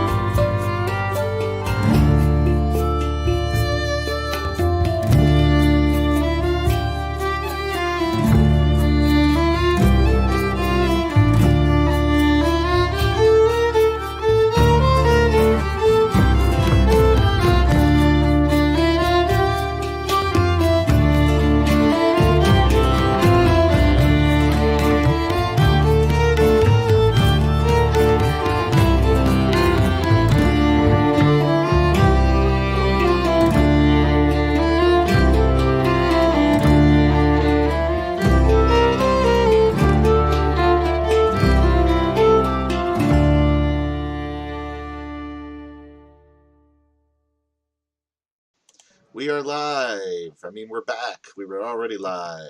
Yeah. We're Welcome still back. live. Well, yeah. Everyone's live except for Raleigh's mom. Ooh, That's too exactly- soon? Is that too soon? Oh, wicked. No, Yeah, perfect timing. It was exactly the right amount of time. Perfect timing. Alrighty, so let's go ahead and we're gonna pick up with Wynden. Sure. Okay. Wynden, do you remember where he said that your Yeah, it said, like, buddy Merc? it was definitely the Outwall area, somewhere I felt like to the south, but I'm not 100% about that. The Rutting Bull Stables. Okay, yep. Yeah. So- So basically where it's at, it is again. Let me go back to the map of Rookroost. Okay, and I guess I can get rid of all these. I don't need those anymore. That fight's not going to happen, fortunately. Okay, so it's let's say it's down south. The Stomping Roach was down south too, but we'll just say for sake of arguments, it's over there too. It is an outwall. It is in the slums and the refugee choked areas around Rookroost. So you go up and you go out through the Dead Man's Gate. Yep. And again, as you leave, there's the two sets of guards. There's the outfit boys, and then there's the regular, Rookroost guards that are there. So you go until the Rutting Bull stables it's basically falling down. The barn is definitely got squatters in it. There's like a hole in the roof of it. The pins are empty, and the gates and the fences, they're all fallen down and disrepaired. And then there is what was obviously the offices. Okay, and that place is, I guess it's a theme in this episode. It is all it looks boarded up. It's like almost they were getting ready for a zombie attack on this place, and like they took boards to and nailed it up on the place and whatnot. And there is a closed wooden door to the place. Okay. And there's a very faded sign, kind of half hanging off of one chain, rusted chain, just kind of like dangling there, of a bull rutting, if you know what I'm saying. Sure, a cow. Sure. Yeah. So, classy. Yeah, it's a classy joint, man. It's a very classy joint.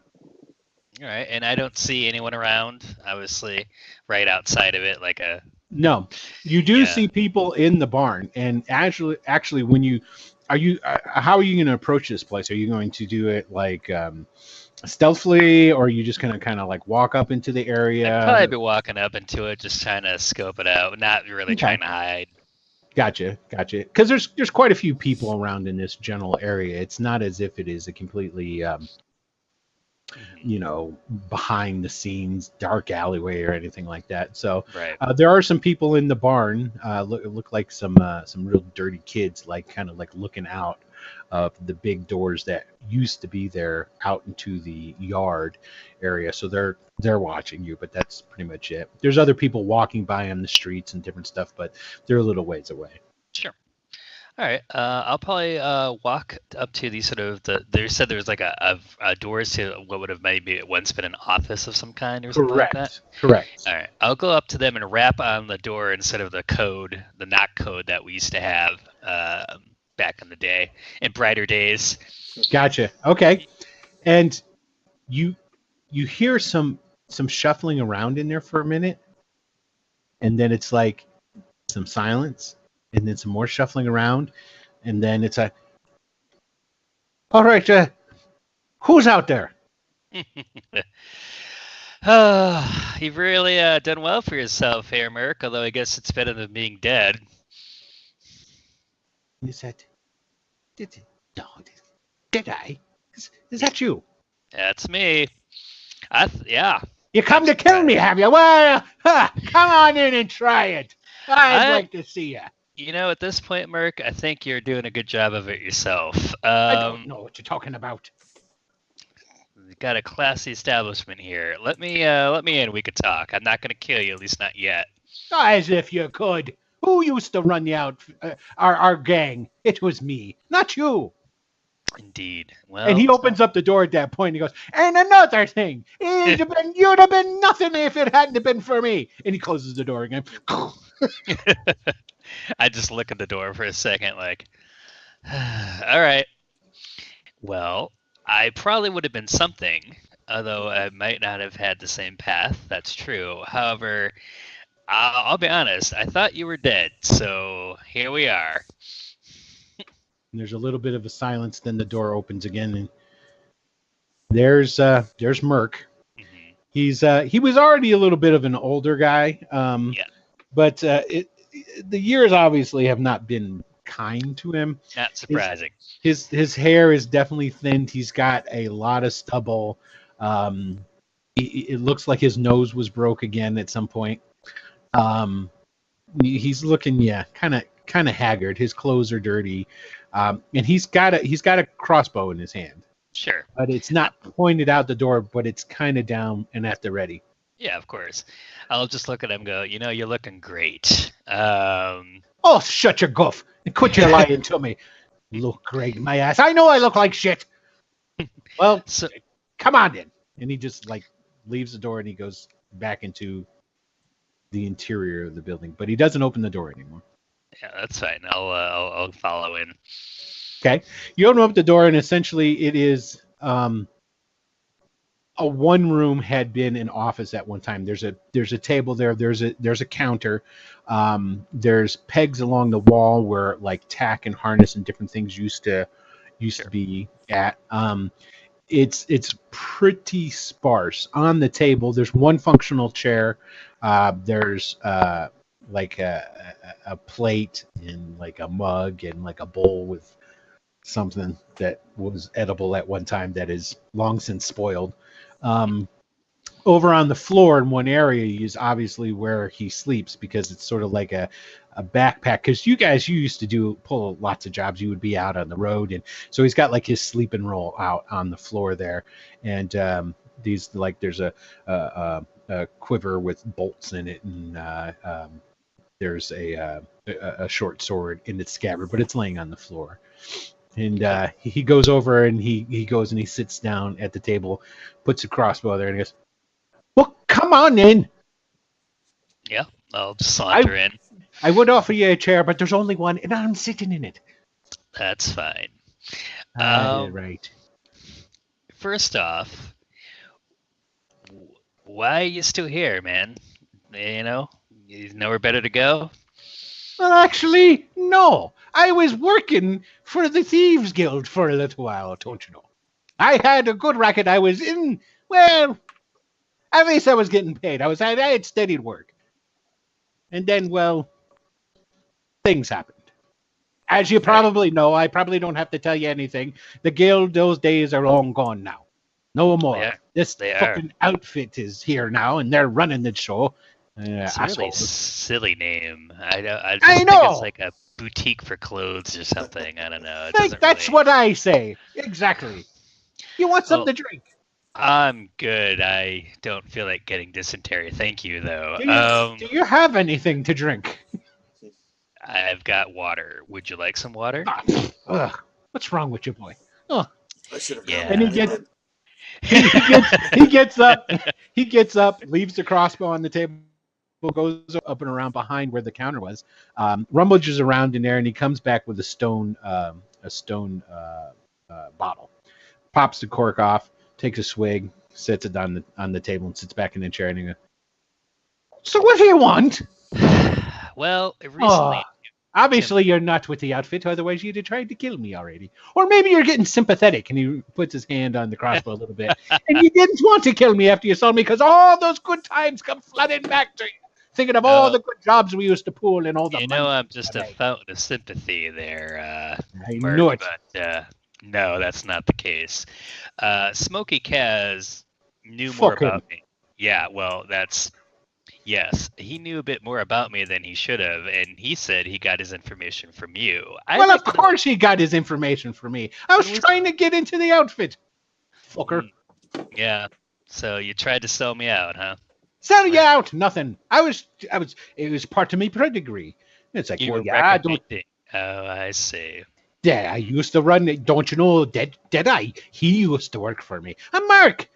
I'm the king of the highwaymen. At And least I used somehow to. that didn't win them over, huh? No, That's- because, well, frankly, they said I should produce you if I wanted to. Anyway, it doesn't matter. You know, for what it's worth, Merc, I know we left under tense circumstances, but Yeah, I hope you yeah. realized at this Yeah, point. fucker, you're fucking my woman. But it Ah, doesn't matter. So you didn't learn the truth. Okay, well, I was hoping maybe you came to some old man wisdom or something, but clearly that's not Hey, happened. So that's What's fine. it with the old man coming? I can still kick your ass. And by the Sure. way, she was a whore. So it doesn't matter that you were fucking her. Still wasn't, but whatever. No one ever Water believes under me. the bridge, me boy. Water under the bridge. So, Merc, what have you got for me? What can you do for me? What can I do for you? You still have your ear to the ground. It sounds like. Very close to the ground in the mud. It looks like, in fact. But Oh, you come with insults and you want stuff. Typical. it is, isn't it? It's like Yes. good old times. Yes. hmm So Very my good. friends were trying to get into the good with the outfit. Fuck those assholes. You don't Um, want to be in with them. They They're did have cutthroats. they did have a nice amount of coin they gave us for a job, but I don't know. Everybody else seemed to rub us a bit the wrong way. Basically, I don't see the harm telling you this, even though you are down on your luck.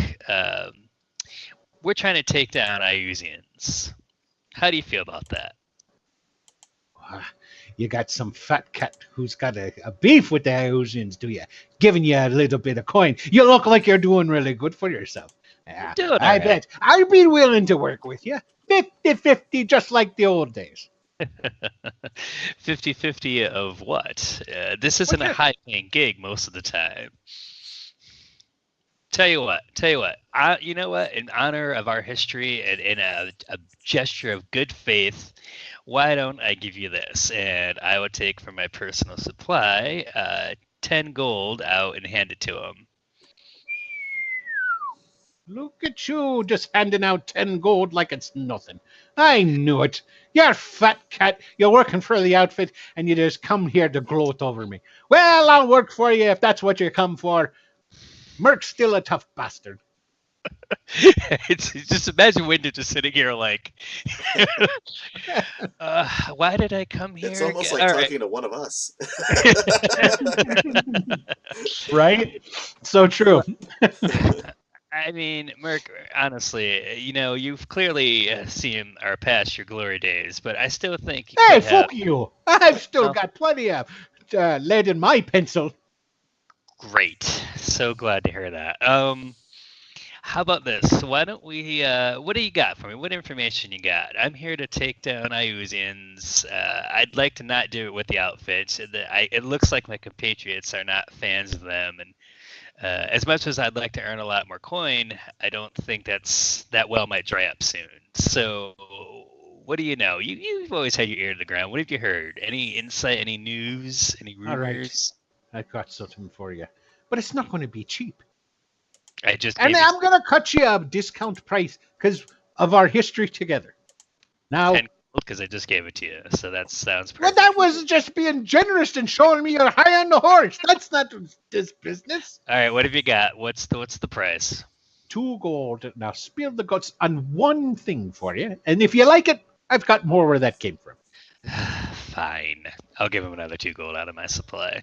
Okay, he takes that. And the 10 gold, when you first gave it to him, he like got him off the table and he like hid it in the folds of his dirty clothes. Same thing. He put the 2 gold down, gets it, puts it in.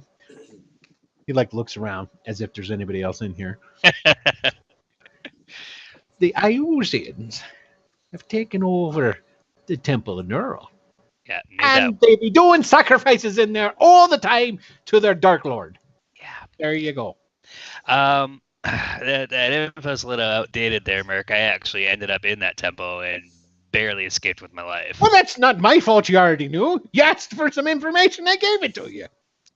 Okay, let's try this again. Do you know of any possible turncoats, traitors, moles, anything who is in bed with the Iusians but who's actually against them? In bed with the Iusians, but against them. Mm-hmm. No, I can't say that I do. But I do know one thing. Mm-hmm. He looks around again. I know when they come to pick up the treasure. Ooh. Now, And I know where. go on. Well, the Iusians send down a convoy full of armed and escorted wagons. They Mhm. pick up their treasure that they squeeze from these hard-working Rookroostians, Mhm. and then they go cart it back off to their Dark Lord, no, don't they? Well, I know where they do it. I know exactly where they're going to do it next. See, they think they're smart in what they're doing and how they're doing it, but you can't hide wagons from a highwayman. I know. I keep my eye out. I see where they're coming. Even though Well, they're out sneaking off in the outskirts around town, thinking it's like, oh, this hollow here. No one will see the wagons here. Don't they know? We were hiding there long before they ever were, and you could see the dust trails from them coming miles away. Well, I know where there's places to go, and you can't be seen, so I know where they're at. well, I'm waited with bated breath. Well, you want me to show it to you? I'll show it to you if you like. Show it to you. You sure you can leave this lavish lifestyle for a couple hours? You're Don't gonna be be a alright. dick. Of course I can. I'm living in the gutter here. Now I've got 12 gold and soon to have 17 because you're going to give me 5 gold for what I just told you. And Merc- with that, you can count me in when you and your boys, because I'm sure you got a sharp outfit of killers that are willing to do the job. Yeah, something like that. Something like that. I'll throw in with you. I'm still good with this here crossbow, and I can still cut a bastard down with me swords. You know what, Mark? This is going to sound all soft and gooey for me, but you might actually be the most trustworthy person we've encountered in the city so far, besides Well, of myself. course I am. All right, tell you what, old time's sake, prying gold out of my hands is not easy to do, but I guess Well, I'm that I slightly know. flush. Here you go. I hand him another 5. Let's have a reunion. Let's make a time of it. Show me the way. Oh, so I handed him 5 more gold. Excellent. You got horses. It's a little ways away. And me feet. I don't have the best boots anymore. Maybe we could ride over there. You've got a horse, don't you? Yeah, come on, look at you. Do not have a horse. You don't have a horse. Don't have a horse. Oh, it's a No little horse. ways away outside of town. They don't just park next to it and hope no one stumbles in on them. Would this be best done at night, Merc? Well, of course it would if you don't want people seeing where you're skulking around. I do not. There you go. Should I gather my compatriots and we'll make an evening of it later then? Of course. Well, I know you probably don't want to leave your lovely nest here. Should we meet you here, or do you want me to meet you somewhere else? Oh, I'll go with you now. Here, let me get me stuff. Oh, He good. goes over and Good.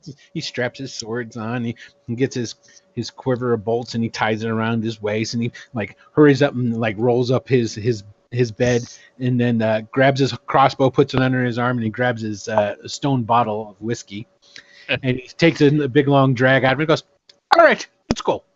Are they gonna let you through the gates looking like that? Well, you're gonna pay him, ain't you? Yeah. All right. All right, let's go. All right. Sure. Why not? So yeah, we'll leave, and I guess when we get up to the gates, I'll see how much this costs me. And, They took a look at you and there's like silver a head. Is essentially what they charge you. Okay, there you go. I'll flip them that. And I'll take That's that actually 4 silver. Don't forget. silver a head. Oh right, yeah. Okay, that's fine. You pay both. Yep. Both people. Yeah, great. I love that system. All right, I'll deduct it from. And then I guess without any more information, I'm just gonna head towards Alice's place because I don't know. I don't think we set up another. No, place of course to we didn't. Yeah. So No, We haven't Sal- yet. Why start now? Yeah. Where the poor gnome lady is just laying on a carpet. No, Yep. Wynden put her back in the bed, didn't he? Yeah, I think it did. Okay, that's I fine. realize that my well-being is tied to her well-being, so Gotcha. All right, cool. I thought she was All right. fine. Well, let's go back to Three Toes right quick. Okay, Three Toes, you go and you find the slaughterhouse, which is a little bit a ways in Outwall, away from a lot of the other places because it fucking stinks. It's a slaughterhouse. You know what I'm saying? And it looks like a fully functioning slaughterhouse. You actually take the time, you do a circuit around, you sit there, you look, you spy. You don't see anything. Nothing out of what you assume is ordinary for a slaughterhouse. So I don't know how long you would like to do that, but it is fully functional and is operational. And so, like, there's guys coming down, butchers. They're getting their taking it back into the city, and what have you.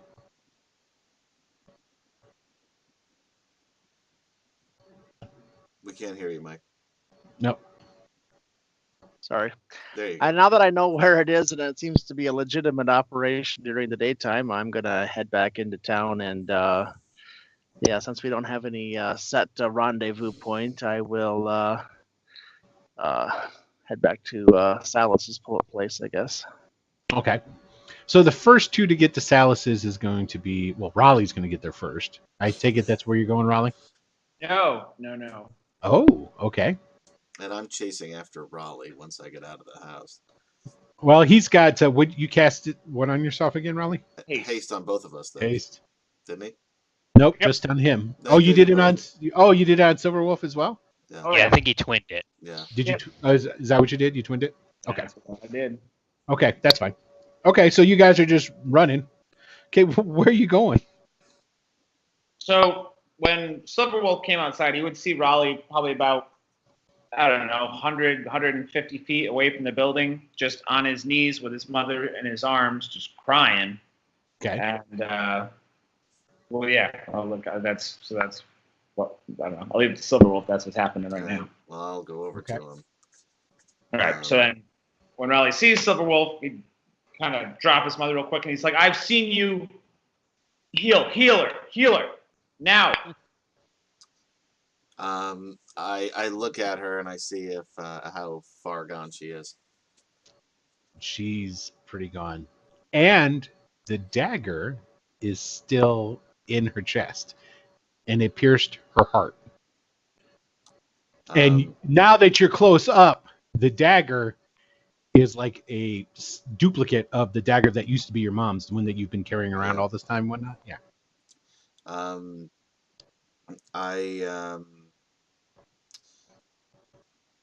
I'll make a sort of a show, sort of like lean over the mother, so my his mother, so my cloak sort of covers her a little bit as I'm leaning down. Hopefully Raleigh behind me doesn't see this, but I'm gonna just sort of put my hand down on her on her chest where the dagger is. I'm gonna just pull the dagger out. When you pull the dagger out, a spurt of blood goes. Yeah, I know, but it probably would hit Like me a little and bit of not. fountain. Oh, it does. Yeah, it does. And hopefully still be blocked by him. That's why I was trying to Gotcha. cover the area as much as I can. Well, make a sleight of hand. All right. Are you try? Okay. Yeah. So I guess if you're going to try and hide I'm gonna that, try to do that. I'm gonna. 14. okay. You need what's your what the hell is that? Perception? Passive Thank perception. you. Yeah, what's your passive perception or your It's regular paying perception. attention perception? Yeah. You see everything he just explained. All right, so yeah, as he reaches down to the dagger, I would grab his wrist and be like, "Leave it. You're supposed to leave it in. I heard sometimes No, it doesn't. you leave it in. Don't take it out. You leave it in. Do your fucking magic. I've seen you do stupid wolf. Do the wolf." And he like grabs him like by the scruff of the shirt, and he's fucking serious. I'll cast the wolf. I'll do a howl. I'll cast the wolf so it's right next to the mother. Okay. There is a crowd that is definitely starting to gather and watching. This is all on the streets. Shit. Yeah, I figure as much, but there's plenty of people that are watching. I'll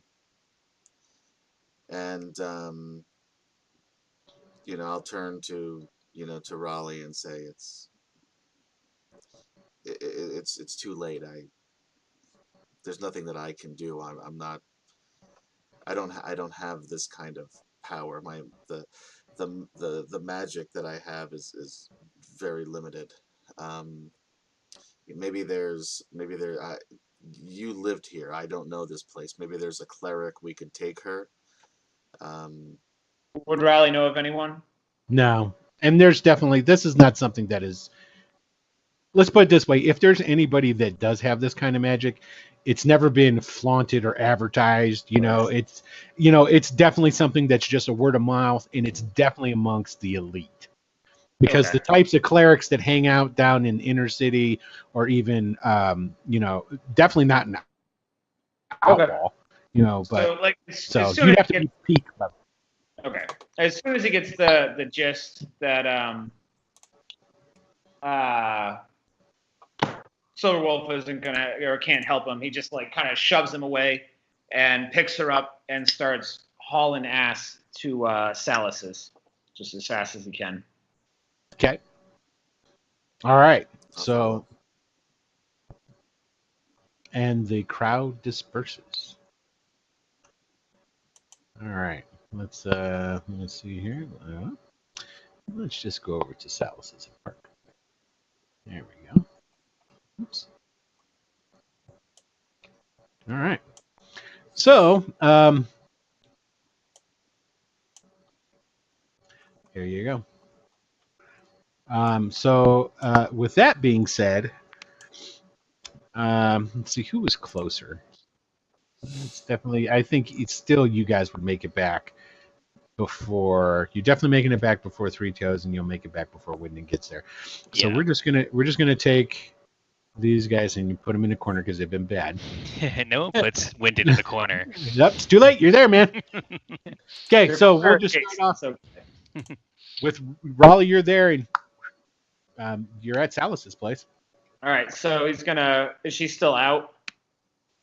Okay, so you come in through the front door carrying your mom. Just tell me what you're doing from coming in through the front door. So he would lay her down, I suppose, just in the rug there, and then go over and rush over to the bed where Salus was when they left. See if she's still. Salus is there, and as you come in, her head comes up off the pillow a little bit. Oh, Rahly. She's conscious now, but she still seems it's not been longer than a minute, huh? A little bit, but not super long. So at some point, I've just frozen up. We've both frozen up for a second, but right. Now I want to just okay. So you dumped all that healing magic into her last episode, which. She's fine. So whatever is affecting her, it's not a physical ailment of any sorts. That at least you think. It could be a disease or poison because you know that you're healing magic while it can help with tissue and all that sort of shit. It's not going to cure her of that. So I can't help her with any of that. I know. Right. But at the same time, she fell ill and drained after you guys teleported back here, remember, from the neural temple, and then she just fell straight out. So for what it's worth, that's what you know. Okay? Yes. Oh, Silver Wolf and Rahly. It's so nice to see you again. So he's given the exact same treatment he gave Silver Wolf when he grabs her and just picks her up. And just start shaking. What are you doing to me? No, woman, I need your help. And he's just gonna carry her over. No, normally I would be completely into this type of behavior, but I don't really think I'm up for it right now. Okay, so you take her over into the other room. Okay. And he just like kind of throws her on the floor, like near her, and he's like, "Fix her, help her now, please." So she like kind of rolls onto her side for a second. She's breathing a little heavy. Takes a couple of deep breaths, then pushes herself up into a kneeling. She's sitting on her knees, and she looks at the body of your mother. Oh, Rahly, I can't help this lady. She's far too gone. Was she someone special to you? No. There has to be something you can do. Take me instead. Give mine to her. I don't know what you think You it have is magic. that I've magic. I do, Rahly, but I don't have that kind of magic. Who does? You have to know someone who does. Who does? No one around here, and I. Get me that freaky little gnome. If he can steal my soul, he can give it to my mother. This is... Rahly, look at me. They wouldn't even help you if they were here. I'm sorry, dear. This lady. And you can see there's just like he's just like his mind is racing and he's trying to think of something. And he's kind of out, and he just collapses in like a heap on the ground. But she's my mom. Oh, I'm sorry, dear. She pushes herself up onto her feet. She like wobbles for a second, and then she walks over and she puts a hand on your shoulder. Says, "It's a terrible thing to lose someone, Rahly. I know. Yes." And she pats your shoulder, and then she turns away and she just starts walking back towards her bed.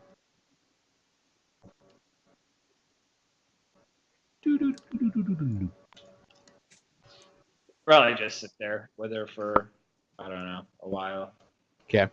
And for expediency's sake, Wynden, it joins the festivities. Hey, bitches, what's up? I got my boy with me. So let me get a token from him, man. Sure. But go ahead. Oh, yeah. So basically, I walk in and then I just see Riley's mom on the floor. Yeah. What the hell did you all do? I'll walk over to Wynden where I can speak a little bit more quietly, although we're still, just feet away from Rahly. Let's see here. All right, we are live again. Sorry for the technical difficulties, but we are back. And we're just trying to figure out what you all missed. It was probably somewhere along the lines of when Wynden came back in. So, okay, so this is where we lost the feed. Essentially, what it is that it's where I was like, Wynden comes in. I brought my boy with me when I was doing that. All right, I thought so. All right, so Wynden comes in with his buddy Merc. I'll go over to him and. Then we'll start that conversation over again. So take 3, Wynden. And action.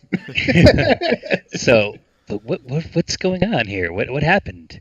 Well, we went to go see Rahly's dad, and in order for us to join the outfit, he brought Rahly's mother in bound and beaten, and demanded that Rahly kill her. When neither one of us did, he killed her himself with this dagger, and I hold it up, which is apparently a Nady tradition, and here we are. I tried to hit her, but she was too far gone. Yeah, that man is bad news. I knew it. Well, all right. One thing at a time. Merc, do you know any clerics in town? Anyone who can raise the dead? You know everyone in town. What the fuck are you talking about? That woman's gone. There's no way she's coming back. There's not that kind of magic. You're not helping. Okay, a no would have been sufficient. All right. Well, I don't know. I'm sorry. Does she mean something to someone? Should it be a little more tactful? Yes, this was my friend Raleigh's mother. Oh shit! I'm sorry. Who was She this perished guy? under. Oh yeah, this is Merc. He's my, we'll say, mentor from back in the day. We'll just go with that for now. Mentor. I taught you every damn thing you know is what I am. Hey, He's Merc, got his. there's some food in the other room if you want to go Oh, have yourself a bite. Okay, well, thanks. I appreciate that. Let me go see what's over in there.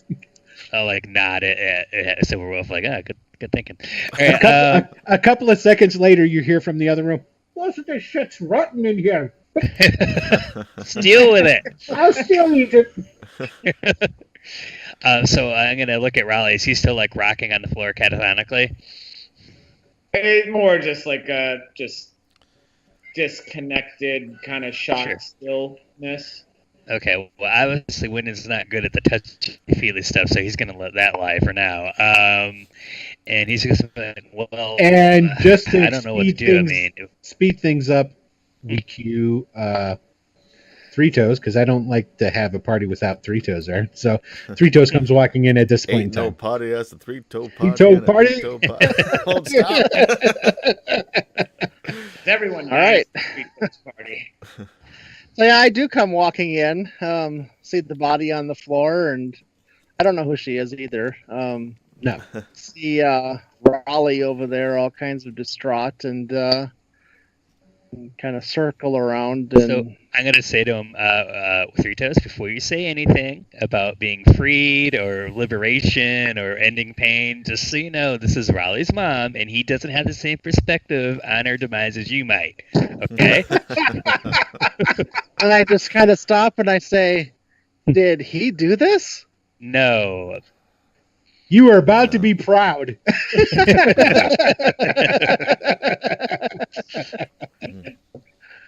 Oh, Silver Wolf was there. He has the story, but essentially it was his Raleigh's- dad. Yeah, Raleigh's father did it. oh, well, what a interesting thing to do. Yeah. So I'll walk over to Raleigh very well. and sort of kneel down next to him and say, "Look, I understand what you're going through, but she's gone." I hand him the dagger, and I say, "This is for your father, if you want to use it." I said, "Vengeance will provide little relief, but it's something.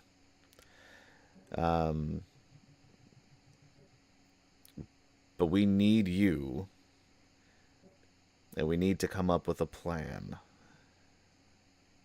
So Raleigh takes the dagger and he kind of looks at it for a few seconds. And he looks up at Silver Wolf. And again, like a few seconds pass. And he puts his hand on Silver Wolf's shoulder. And he looks at him and his resolve grows stern. And he gives him just like the slightest nod. And it's just, he's with you.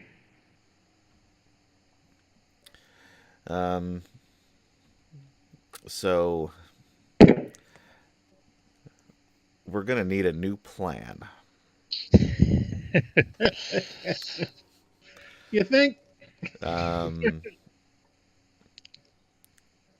Any thoughts, ideas? I may have made some contacts. Well, I know where some contacts can be made. I've got Merc over there. He's gonna kind of he knows where they're bringing the treasure, taking the treasure from, which would hurt Ayuz and some in a lot of ways actually. But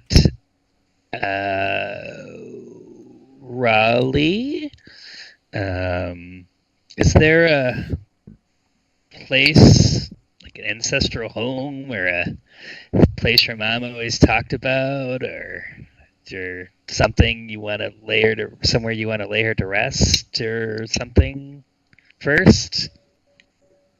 Not really. I Well, know. Who I know. said that? There's like a voice. It must be something that Salas did. Salas? Was that you? Your voice sounds... Merc? I know what Trying out a new voice. I know what to do in that regard, Okay. but it doesn't need to be done this instant. All right, if you're sure.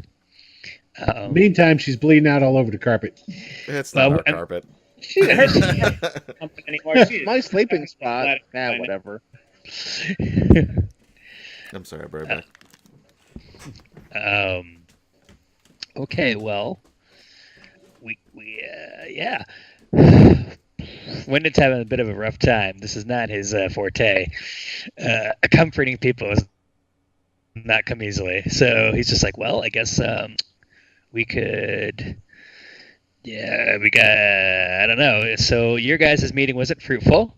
At this time, holding a almost putrefied turkey leg, Oh, where he's God. picking away pieces of it that are still edible. Comes Oh, Merc, Jesus. interrupt. You know, I can help you get rid of the body if you need. I don't think we need that. Rahly said he knows what to do. Oh, all right. I'm just saying. I know folk. Keep that in mind. Enjoy your snack there. There's parts of it that are still good. Good. You've really blossomed in your old age. Fuck you! I'm not that old. Okay. He's pretty fucking old. He's pretty fucking old. He goes, "Is this the one whose mom's died?" Yep. I'm sorry for your loss, son. And I'm not fucking old. And he turns around and leaves. So I pull out a chunk of red ribbon and I offer it to what's his name over there? Raleigh. Rahly. You guys are a tight unit. That say that I have seen the priests take the ribbon and weave it amongst dead's hair and fingers and toes, and for some ritual. Perhaps you would like to do that. It seems to be something that they like to do. He takes the ribbon and kind of nods in appreciation to Three Toes. Figures that's probably the closest he can give to condolences. Pretty much. That was a Three Toes condolence. Yeah. Well, Rahly, what timetable do you need here, man? Like, if we're gonna. I'll take care of it this evening. Okay, man. All right. We'll talk about other ideas, but I think right now we've got Three Toes as leads, and we've got Merc with our lead. Merc, when is it going down anyway? What timetable for that? Oh, that's tonight. Oh, Jesus. Of course it No, is. I'm fucking with you. It's not. He goes, that'll be in 2 days. All right. Thanks. So yeah, take your time for what you need, and I'm assuming, well, I myself have never found vengeance to be profitable, but if you need us to do something, I guess we're at your back. So.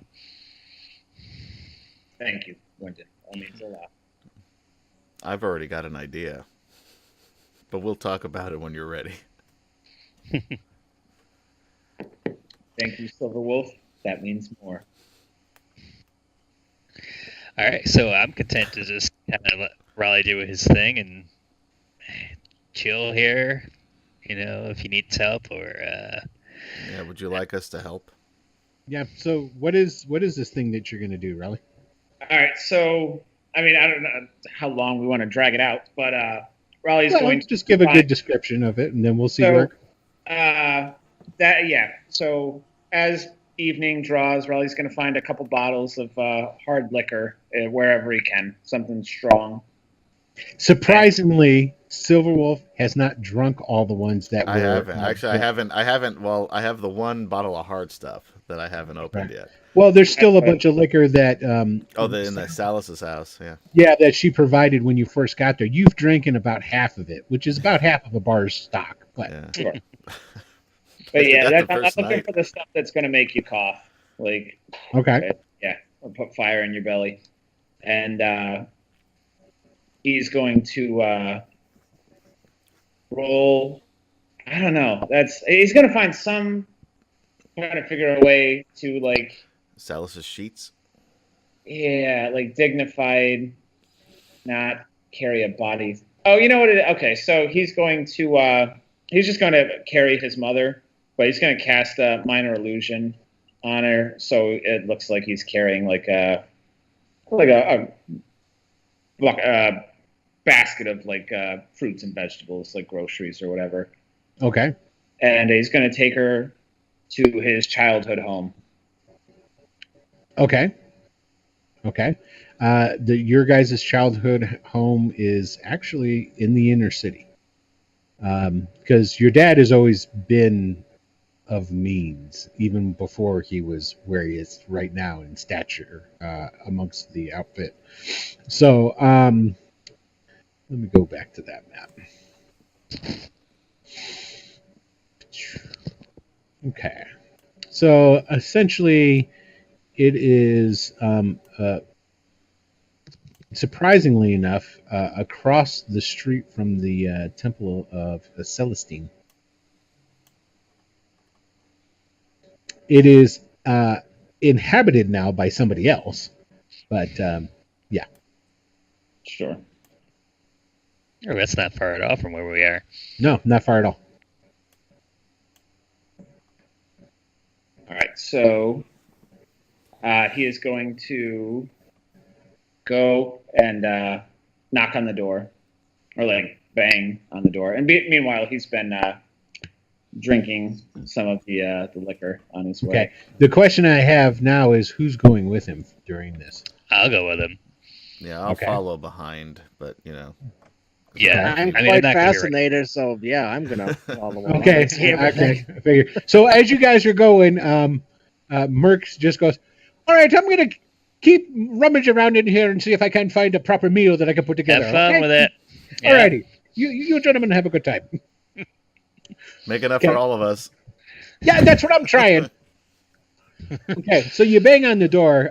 There's, half a minute goes by, and then the door opens up, and it's a servant of some sort. It's a guy, plainly dressed, but he is. Can I help you? We don't want to buy any fruit. Fetch the master of the house. Why? Who are you that I should be fetching the master of the house? No offense, but I mean that guy really stinks. I can smell him from over here. So- So I kind of step forward and look more than a little bit scary. Raleigh's I, play with the dagger. past him. Okay, go ahead and just for shits and giggles give me a roll of an intimidation. All And right. take advantage. Let 'cause me get my character sheet back open.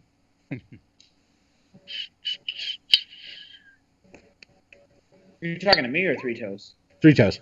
Okay. Yeah, he backs away and he goes, "Okay, all right, you guys stay right there, okay?" And he turns and he actually runs back into the house. And there's essentially what it is: the door opens up. There's a stairway that goes up from right where you're at.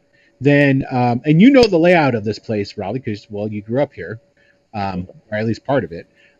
This is a common room down where the stairs are, and the front door opens up. He's running back towards where we'll go into the kitchen, and you do know that there's a back door back there, and you actually hear the back door slam a little bit later after you guys come in to the to that front antechamber or foyer or whatever the hell you call that thing right there.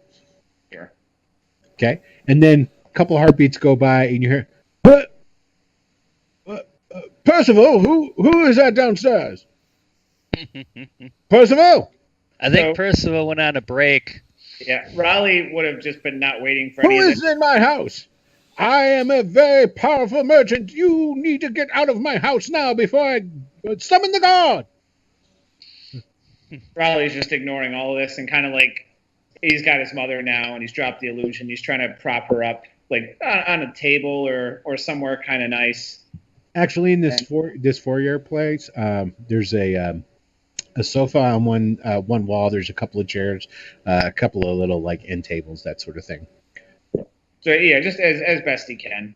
Okay, I mean it. I'm going to I'll summon walk over the to Lord. him and I say, He's upstairs. I'm gonna walk up the stairs. Oh, okay. As And you I'm start gonna- walking up the stairs, because he's like looking down, and as soon as you see you starting to walk up, you say, "Oh!" and he like disappears, and next thing you hear is, Alright.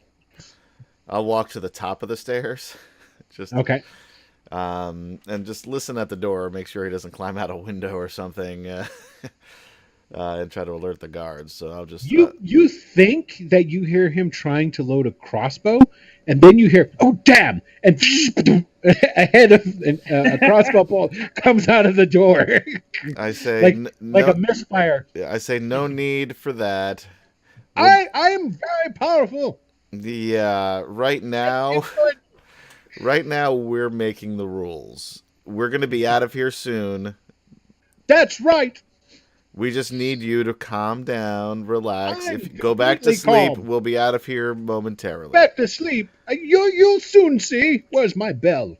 So Rahly is just like staring at his mother. He's very focused on what he's doing, but he's not completely unaware of what's going on. And he yells to Slippery, "Tell him to leave. Tell him to run for his life." And then you can kind of, his eyes start to glow, and then you can see as he opens his mouth, there's a glowing inside as well, and he casts Dragon's Breath. I say, "Oh motherfucker!" I try to kick open the door, and I say, "We're gonna need to go." Give me an athletics check there. Is there anything good nearby that's worth stealing real quick? There's a pretty nice vase actually on one of the end tables. You're like, and a nice marble ashtray. 22. Yeah. All right, not a Nice. problem. You kick I'll that snag door that right ashtray. open. Okay, hold on 1 second. What's your armor class? It's not 19. Okay. Oh, 17. Jesus. All right, hold on 1 second. Oh shit! I say, "God damn it! Do you want me to?" So this is what happens. You kick the door open, and it's this guy's bedroom, right? Mhm. And he's across the room by a window, and he's got a crossbow that you can see. Like, basically, he's looking at it, thinking, it's like, okay, yeah, I loaded it correctly now. And you kick open the door, and it frightens him, and the crossbow goes off, and just he hits you with the bolt. I pull it out. I walk over to him, grab the crossbow, pull it out of his hands, and say, "We need to go now." He screams, don't kill me, don't kill me. I'm not gonna. I just I grab him and I say, "We can do this with you awake or with you unconscious. Is there anybody else in the house? What's your choice?" Oh, no, my wife's away, thankfully. She won't have to see me die. You're not gonna die if you get out of here now. Let's go down the stairs, out the door. He starts scrambling over and getting under his bed. I try to pry him out like by the back No, of you his don't understand. pants. He's like crawling on the thing. I'm gonna take out like the back of my dagger and just sort of knock him on the back of the head with my dagger. Okay, fair enough. You knock him out. So basically, downstairs, you do that, and this is like it's an all wooden interior, right? And everything's stained, and it's all kind of old. So when you do this, Dragon, I assume you just lit your mom up. Oh, just the whole building. Okay, so basically you just you did a Godzilla in the room. It goes up like that. Okay, so I mean it just starts billowing and it starts going over towards the stairs. You guys are actually forced out.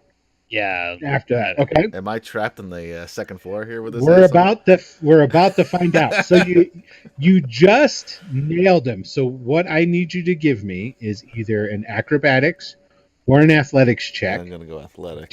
Don't fuck it up and get down the stairs. I got a 1, natural 1. So this is what happens. It's like you nail this guy in the back of the head, you knock him out, right? And he's like, boom, he's dead weight. And then your opponent's like, God damn, you fat fuck! Oh, because he's a hefty guy. He's a well-to-do merchant. He eats a lot of pastries, you know. And so like you get him, and you get to the stairs. And you like throw him onto your shoulders, and it like unbalances you, and you fall into the railing, and then you bounce back, and then there's a whoosh of fire that comes up onto the stairs and starts rolling up, and it blocks that. Oh fuck! I'm going back up. Okay. The floor is getting hot. Yeah, I've got some rope. I'm gonna put fat ass down on the bed for a moment. Okay, you go into his bedroom. There are 2 windows in there. One that faces out over the front of the house, and another one that goes into the alley that's right next to the other house, which is really close and will probably catch fire when this whole place goes up. I'm going out the front. I'm gonna tie the rope to. Is there something I can tie the rope to? The bed is actually really big. I'm gonna kick the door closed as I come in. Okay. The bed is actually really big, heavy wood, and it's got like the posts and stuff. You could tie it around that. How high is the second floor? Do I think? Oh, it's just a 2-story house. All right. I mean, technically, if you wanted to, you could just jump down. No, I'm tying the rope. Okay. Just throw him first and then jump and land on him. Yeah. Right. I'm gonna tie the rope. Fuck this guy. It's gonna be hard for me to carry him out of here but I'm gonna try. Shoulder up, down the rope, Batman and Robin style. All right, it's athletics time again. I can't do any worse than last time. I can do the same though. You sure the fuck did. Are you serious? Are you serious? 2 natural ones, baby. Okay, so this is what I happens. think he has to land on him. You chuck the window. You chuck the window open, right? And you start backing up, and he starts to come to, and he's like, "Oh, you brute!" And he starts beating you, and then you slide. You lose your grip, fall down, bam. He hits his head and bashes his brains open. You take 4 points of damage. You're pretty sure the dude's dead. Yeah. Hey, man, you get an A for effort, though. I'm going to take this opportunity to run. Okay. I don't care what everybody else is or what they're doing. I'm going to run to Salus's house. The good news is the only one who could recognize me has his head smashed upon the cobblestone below. Here's the thing. It's still early evening, so I'm going to make a couple of rolls. I'm still running. I put my hood over my Probably face. would have intentionally waited for dark. Like, Oh, that's right. not I'm because sorry. you're That's trying right. to That's right. It keep is it dark. because it'll look better burning in the night. No, you're totally right. You're totally right. You did say that. Even so, But I'm pulling the hood up. I am still holding gonna it make- down. I am still going to make some rolls, and just to see for shits and giggles, because there are still people out on the streets, Sure. especially in the inner city part right here. Okay, so let's see. Okay, yeah, all right. That's all I need to know. So I got okay. So you guys all go trucking. You see Silver Wolf brutally murder this merchant. All I wanted to do. This is what happens when I try to help people. That's right. You fail miserably. So far, I've probably gotten a man and his family killed by giving him a dagger while going into a slave camp, Yeah, and now dropped a man on his head after we burned down his house. Did Rahly tell us his plan before this happened? No. Invite you to come. I didn't No. Yeah. said. 2 1 in a row. Right? What are the odds? Okay, so I take it all of you guys went just running like a bunch of teenagers pulling a prank back to Salus's house. I wanted to watch. This is like a very important thing to Rahly. Okay, so you're gonna stay there and watch it. Okay. Are you guys? Well, I would have been casual. No. I would I would casually stroll away. I wouldn't run away. I would just casually stroll away. Okay. I'm Okay. running. Yes, I'm Jerry? watching Raleigh. This is the most Well- fascinating thing I've seen in a long time. There's actually quite a few people who start coming out to watch what's going on, and There's just a dust outline of where I used to be. of those people, there are some people from the Temple of Celestine too. There's some priests that come out, and essentially, what you see is a bucket brigade gets put together, and it is actually some priests of Celestine come over and help out with some minor magics here and there, and actually get it under control before it's able to burn down the next house. The house itself burns down quite a bit. I mean, it pretty guts it pretty well, but it doesn't engulf the entire, like the roof caves in to an extent, but that's about it. So they kind of rained on your funeral pyre parade, but the house is destroyed. I don't know what everything you were going for in that. So That's fine. Raleigh just kind of watched it. okay. Closure. And surprisingly enough, nobody really saw you guys of any sense. So All right. okay. All right. So then everybody heads back to Salus's at this I'm point. pounded on Salus's door. You're there. Yeah, you're in there. When you come in this time, and you go to the back, first when you first come in, there's a circle of chairs again. The blood is gone from the carpet. And you go into the back, and Salus's bed is made. And there's Merc sitting at the table, and there's all kinds of new food there. And they're like, oh, this place is great. I was sitting picking through all this crap that you left me to eat. And the next thing you know, I sneeze, I look back, and it's all good food again. I didn't realize I had magic. Where's the gnome? The what? The gnome. Oh, there's a gnome here. There is. I didn't realize that. See, and then you can see that he's got a bottle of liquor open, and he's drinking. What?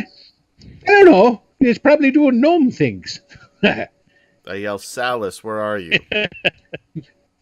Okay, and then you hear, well, Silverworth, I'm right here. And she's behind you. Her voice. Oh, fuck. God damn it. I hate when you do that. I turn around. Okay. And I say, answer me truthfully. Who do you work for? As truthfully as I can. Who do you work for? Oh, Silverworth. And she comes up and actually she grabs your hand. Oh, well, Silverworth, you know who I work for. I've told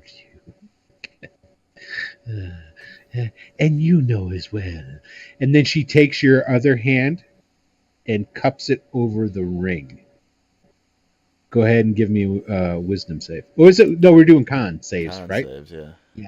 Give me a con save. Although my wisdom is better. which- but Yeah, and I should have made it wisdom from the get-go, but that's I fucked okay. it up. So it's we're only sticking one with it. difference. It's not that big of a deal. Okay, It's 16. you feel woozy for a second, and it's another one of those split-second images. Okay, this time the split-second image is of like you're standing and you're looking up at a big old plume of like smoke. You think, and then it's done. So have you done anything good to disrupt the Iusians? So we've disrupted pretty much everything except the Iusians.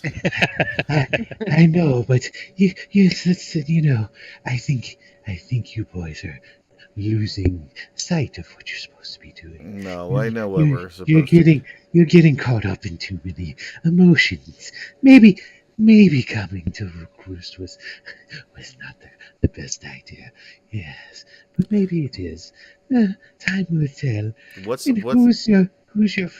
I'm sorry. Yes. explain? Don't worry about him. He's just here for the food. Who? What do you know about this ring? I know a lot, but unfortunately, Silver Wolf, I can't tell you. For a handler, you're not doing a very good job. That ring has nothing to do with your current assignment. Say is Tobold Gurner and you working for my father? No, of course not, dear. I've told you before. Your father's just a thug in a high position. He's nothing more than a worthless warrior who's gotten other worthless warriors around him. So who are you working for? It's not Tobold. No. You'll find out soon enough. Soon enough. She turns around and she starts walking over towards the table. And and she goes over to starts talking to Merc. And Merc's like, well, you're a freaky little fuck, aren't you? Yes, she is, Merc. Yes, she is.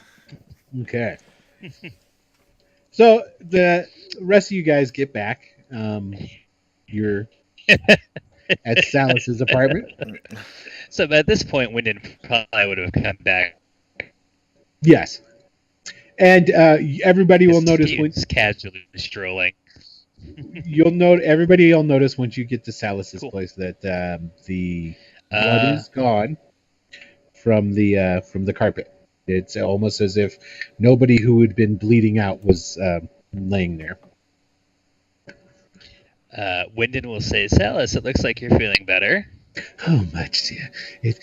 I just had is you see when going against the Iusians, those spells had a mighty powerful backlash, and the demon reached out to try and get me and stop you. But yes, it didn't happen. Well, I'm glad to see you're better. She said demon reach, by the way. I forget. Does that name mean anything to me or no? I can't remember. No, she's referring to the demon that was in In the temple. excuse me, in the Which you temple. were Yeah. Yeah. Well, glad to see you're back. By the way, Salus, this is my So she former gets down and she comes over to you and goes, "Oh, that's worth a hug, I think." Oh. Okay, And she you comes did up get and us. she All right. hugs you. He's like doing the barely a hug thing. He's Yeah. like, Oh, and she's rubbing right into your yeah, side. okay. Oh, All right. oh, All right. Well, that's you need your rest. I'll yeah. yes. But, this So like is you my- pry her off your leg. This is my former mentor, Merc. He's helping us out. Merc, this is Salus, our host. Wynden, Thanks. you hang out with some mighty fucked up people these days. That's all I have to say. Yeah, because you're a shining paragon of I virtue. am. You've never seen me hanging out with any freaky gnomes or bringing dead people into. He stops for a second and looks around. Okay, Rahly isn't quite back yet. Bringing in dead people and laying them on carpets. Probably good. You know how much you probably could have sold that carpet for? Well, it's clean now. Oh. Well, all right. We can still sell it then. Sure. You have fun with that. Silver Wolf. I'm drinking from the bottle of the hard stuff at this point. All right. But yeah, I guess we'll wait tomorrow to talk about the plans. well, I that we just have. started drinking. I'm still sober. What we And need- we'll is add- Three Toes say it back? this- Yeah, just for expediency's sakes, I'll say that you guys are back. Rahly, are you going to go back to Salus's, or are you going to wander around a bit? Raleigh's not even here for us. Bar, we got a fight and buying a couple rounds for the house in the name of Savala. Okay, so you went go drinking at the Stompin' Roach? Yeah, he's toasting his mother. No, Okay. Is that where we got in the fight? The Stomp? No, I thought it was a nicer No. place. The nicer place. Oh, that was. You're going to go to the Ravens place the where Raven Inn. Right, yeah. the Ravens Inn? Yep. Okay. I stay with Rahly to help keep him out of trouble. all of her friends are at the Stomping Roach, just so you know. I know, but that's Okay. Yeah. All right. Actually, you know what? That's a good point. He would go to the Stomping Roach. Okay. So it turns into a fine wake, and then I still go there to keep him out of trouble, and I also keep myself as out of the way as possible. Maybe Gotcha. not. And actually, Hiding actively, Stop but with somewhere passive else. stealth I know of that. 18. So gotcha. So basically, what it is that when you when you go with Rahly there, when you come in Rahly, it's pretty much they already know. They didn't know for sure, but when you come in, you give credence to their darkest fears. Okay, Okay. it's like they kind of are because they knew that you'd been taken, by your dad. So Yeah. when you come in and tell them that, and everybody is sympathetic towards your plight, and these are all people that worked with her and what have you. And if you're willing to buy drinks for everybody, they're willing to celebrate what your mom's life used to be. And the bartender, which I can't remember the guy's name, Jimbo. Thank you. Jimbo definitely hooks you up with the better of the stuff, which would make it average, but still it gets the job done. Right. So, and I do not participate in the drinking part. gotcha. And pretty much your job's pretty easy, actually, Three Toes, because everybody who's here, they seem to genuinely had some sort of, if not connection, actual affection for Savala. And there's a lot of toasts and a lot of curses and a lot of, well, what you should do is, and then somebody will punch him and say, shut the fuck up. You don't want the outfit hearing you talking about that shit, So, but he's not in any danger of any sorts. All right. Okay. So it makes your job pretty easy. All right. Wynden and Silver Wolf, are you going to talk about anything before? I would just mention that maybe tomorrow we start talking with Merc about the actual plan if we want to try to pull off this heist, as it were, or at least sabotage their pickup. Agreed. And yeah, that's about all he would say. While Stellis is around, he wants to go back in the armory and grab a lot more arrows. And surprisingly, the armory is back and functional again.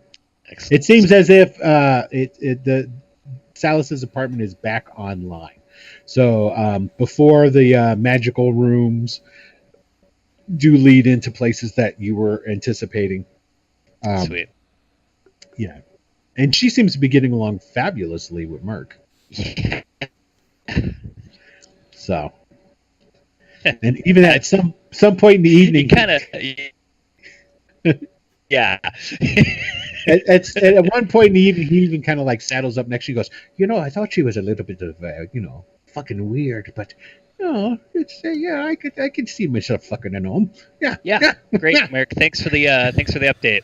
I know. Really, oh, wait a minute. That. So glad we're back together.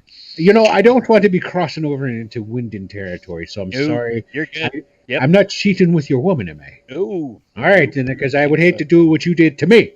But water under the bridge. Didn't do it. Under the bridge. Not a wizard. Not a cheater. Not in that regard. But whatever. All right, fine. Yeah. And I just sit on the chair and drink the hard stuff till I pass out. Okay. Cool. Wynden will just look around. He's like, I got a crack team here. All right. He's going to basically go up to bed. Gotcha. And we are a little bit early of the 10 o'clock mark, but everything else that we would start off at this point is going to lead to much larger and lengthier things. So we will go ahead and we will draw this episode to a close at this point. So, yeah. We need fan art of Raleigh's mom and her demise. Yeah. Yes. Yeah, right. Many of you are artists. You know what I want fan art of? Merc. Again, drawn by your children. You can just go and share at the Return to the Bandit Kingdoms Facebook page. And Facebook.com/Bandit Kingdoms. There it is. So, all right, gentlemen, thank you again, as always. It was enjoyable, as always. And Hopefully, we won't split the party 3 ways anytime soon. And make it a little bit easier on your old DM. So, we split the party. right? Well, and that's it was something that this was coming, and it was there was really no way that anything could do to stop it from happening. Other than poisoning Riley's dad. Oh, hey Frank, thank you. Always a pleasure. I'm glad you stuck around. Sorry about the technical difficulties that we had in there. Oops. So, yeah. But it also take a look at it this way. It really makes it clear as to where you will be focusing. You know what I mean? It's like you had all these options, and it was almost too many options. So now there's one less option. And revenge. How There sweet is it revenge. might be. Thank you, Right? Marnold Yeah, Morris, yeah. and thanks for watching. Yeah, thanks for sticking Thanks, around guys. through it all, And Mark. everybody. So again, sorry about those technical difficulties. It happens every Yeah. once in a while. This But was a heavy episode too. This was yes. Normally our episodes, and Martin, I don't know if you've seen any of the other episodes, but we generally have a lot more humor involved. Our There last one was really funny. So this was. It was. It was really, not that this one was this was a little bit more role play intensive than some of the other ones. So, but all in all, it was a great time, man. Good. Yeah, no, it was a good one. Yeah. So, all right, everyone. Thank you for watching. As always, we will see you next Tuesday for lucky episode 13. Yeah, man. Oh yeah. So, and we shall see what happens then. So, Yeah. again, thanks for tuning in, and have a great evening. Yeah. Bye. Bye, everybody.